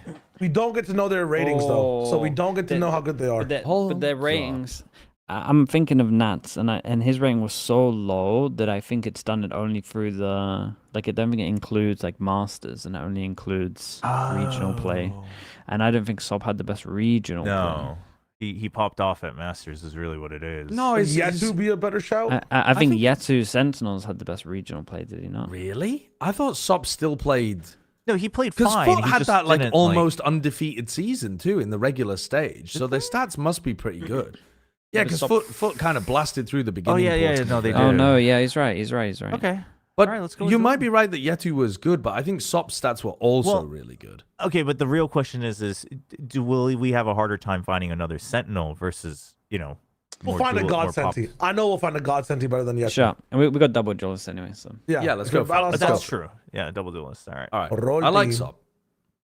Yeah. 26 Ooh, again. Get some 26s. I mean, you Wait, but Okay. stats? I mean, Mako? is this all-time stats though, or is it just 26? It's just 26. Just Just 26. 26. So what you could do, we could re-roll the year if you want, but we could roll a Chinese Wait, team. no, when we have No, no we have no rerolls. What are you Oh, talking fuck. about? Yeah, I We're forgot on about extreme reroll. I think we go. It still has to be Mako. I mean, Yeah, I think it still has to be Mako. Yeah, Mako. I think He still is- did Mako fine. controller. Yeah, he still did Yeah. fine, I think, individually. All right, All right. Okay, there we 23. go. Oh boy. risky year. Oh wow. Oh my God, we could get Angel. And put him on. Oh, put we him on can't what? put him on controller. We trolled by picking a Mako We over did. Angel. We Dude, did. We can have Shao initiator. In 23, was he not good? 20 Oh, what about with Sugetsu- Yeah, what about Sugetsu? is Sugetsu still Senti? Senti. Good, no? Oh, Sugetsu Senti might be diabolically good. In 23, In 23 though, like what? Oh, who was then again, performing it's got him better? listed Was as it Shao Chamber. or- I'm Wait, what about- I'm pretty sure Shao initiator is like the one here. No, because Shao No, but wasn't Xeppaa even KO playing was Initiator decent, no? 23, was he? so I thought he'd moved over Yeah. to.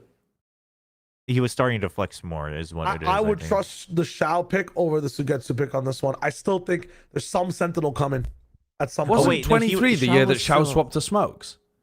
Because 22 was when he it was might have been. blasting people on Initiator, winning Yeah. Copenhagen with his clutches. Yeah, Well, I thought and he then swapped to Smokes. And then Angel started playing. Angel Initiator. started yeah, playing Innie. everything. Oh, what if we Yeah. got Angel Innie, though? Angel Innie IGL? It's an off pick it's- already, so it's Oh. gonna be lower. Yeah. Never mind. But if Go, he's a go with Xeppaa- Shao then. Is Go with Xeppaa Shao. not like a safe pick on Initiator on KO? No, He was Xeppaa good. KO. Yeah, Xeppaa I just KO? don't. I feel like it's just safe for Initiator. Like if we're I mean, not it's a really ho- sure about Shao's Sova stats. If we're building an actual team, Sova. it'd be His Sova would horrendous. have been good. If we're taking an initiator from these guys, I'm picking Shao. Okay. Yeah, Yeah, I let's think go Shao Shao. then. Let's go Shao. All right. I felt like 23 was still good back then. 24. Has to Okay, be wait. Nath. We've Oh, got- wait. nuts. It has This is to before but there's Kiko's rise, Kiko right? as well. Kiko But this is duelist as before. well? Oh yeah, you're right. 25 You're right. Kiko would be This the is good when he one. wasn't good. Oh, Yeah. okay, yeah. You're right. Okay. Gotta be Yep. Nats. Gotta be Gotta Nats. be Cypher Nats. stats, yeah. and that's so our it's easy. IGL, right? Yeah. Yeah, Yeah. easy. So no matter what, we have to go for the duelist. Oh, it's Wow. the- Holy shit, it's we already- popped off. I mean, Well, no, do it. Oh, do we get shit. Zekon or do we get Stats-wise? Aspas? Oh, 2026. Stats? Zekon's actually got better stats than Aspas, I think. right? I think so. But it's Ah, ass boss. Oh. God, if only we could Ooh. re-roll the. Well, actually, no, you wouldn't want to re-roll the year. No, of no. MLBR. That's true. I think You have to. Oh. I think you pick up shit. Boss Boss. I know he's. What is this? 26?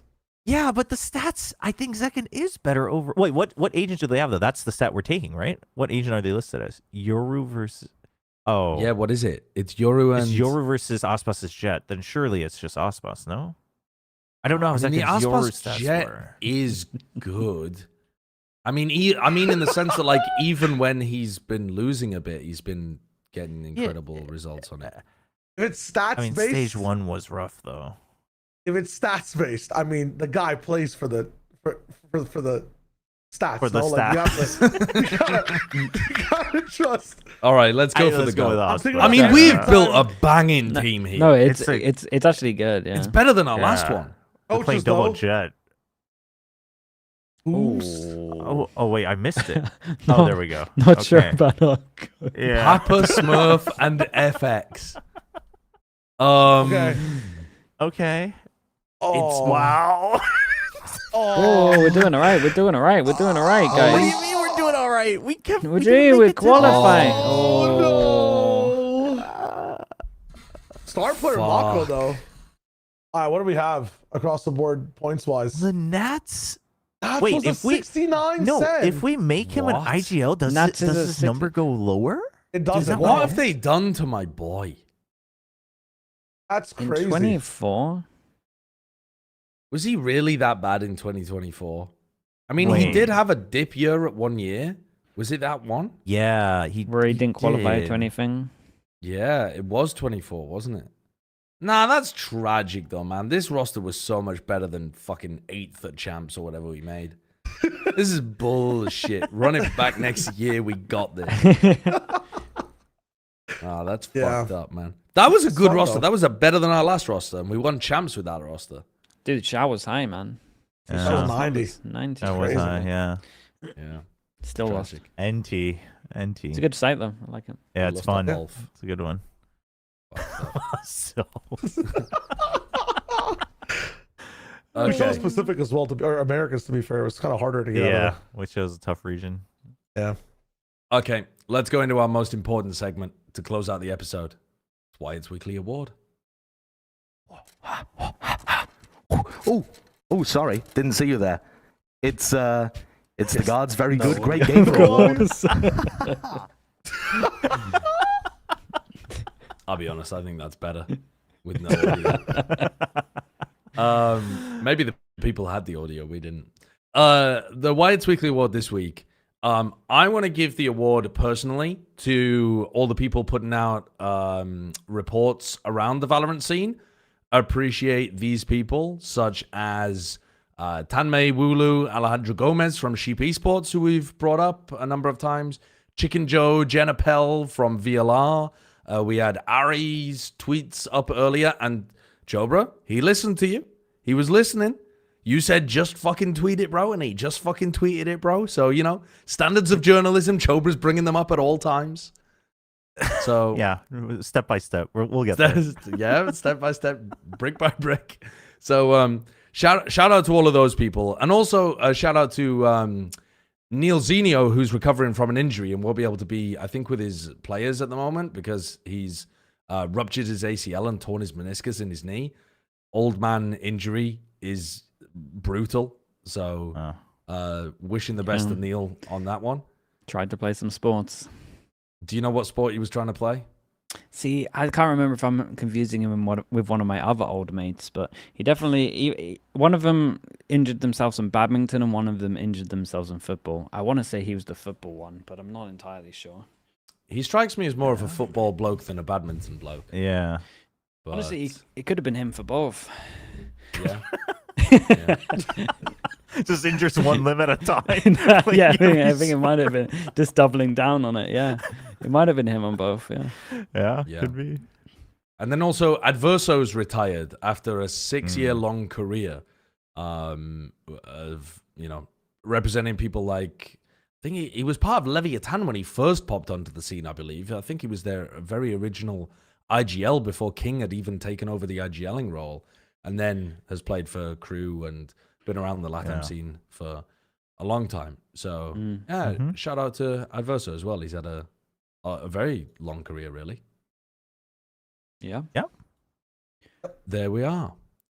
We will not be back next week. We will be taking a break, as far as I understand it, because people have got various different things going on, and it's a nice little moment to take a gap. But then we will be back the week after that to discuss stage 2 and to set up for all of that lovely stuff that's happening. We'll be doing pick'ems, preds, all of that kind of stuff. So we will see you in a couple weeks' time. Thank you for joining me, everyone. Thank you for having us. Appreciate it. Thank you. Bye-bye. Subscribe to the channel. We'll see you in a couple weeks. Bye-bye.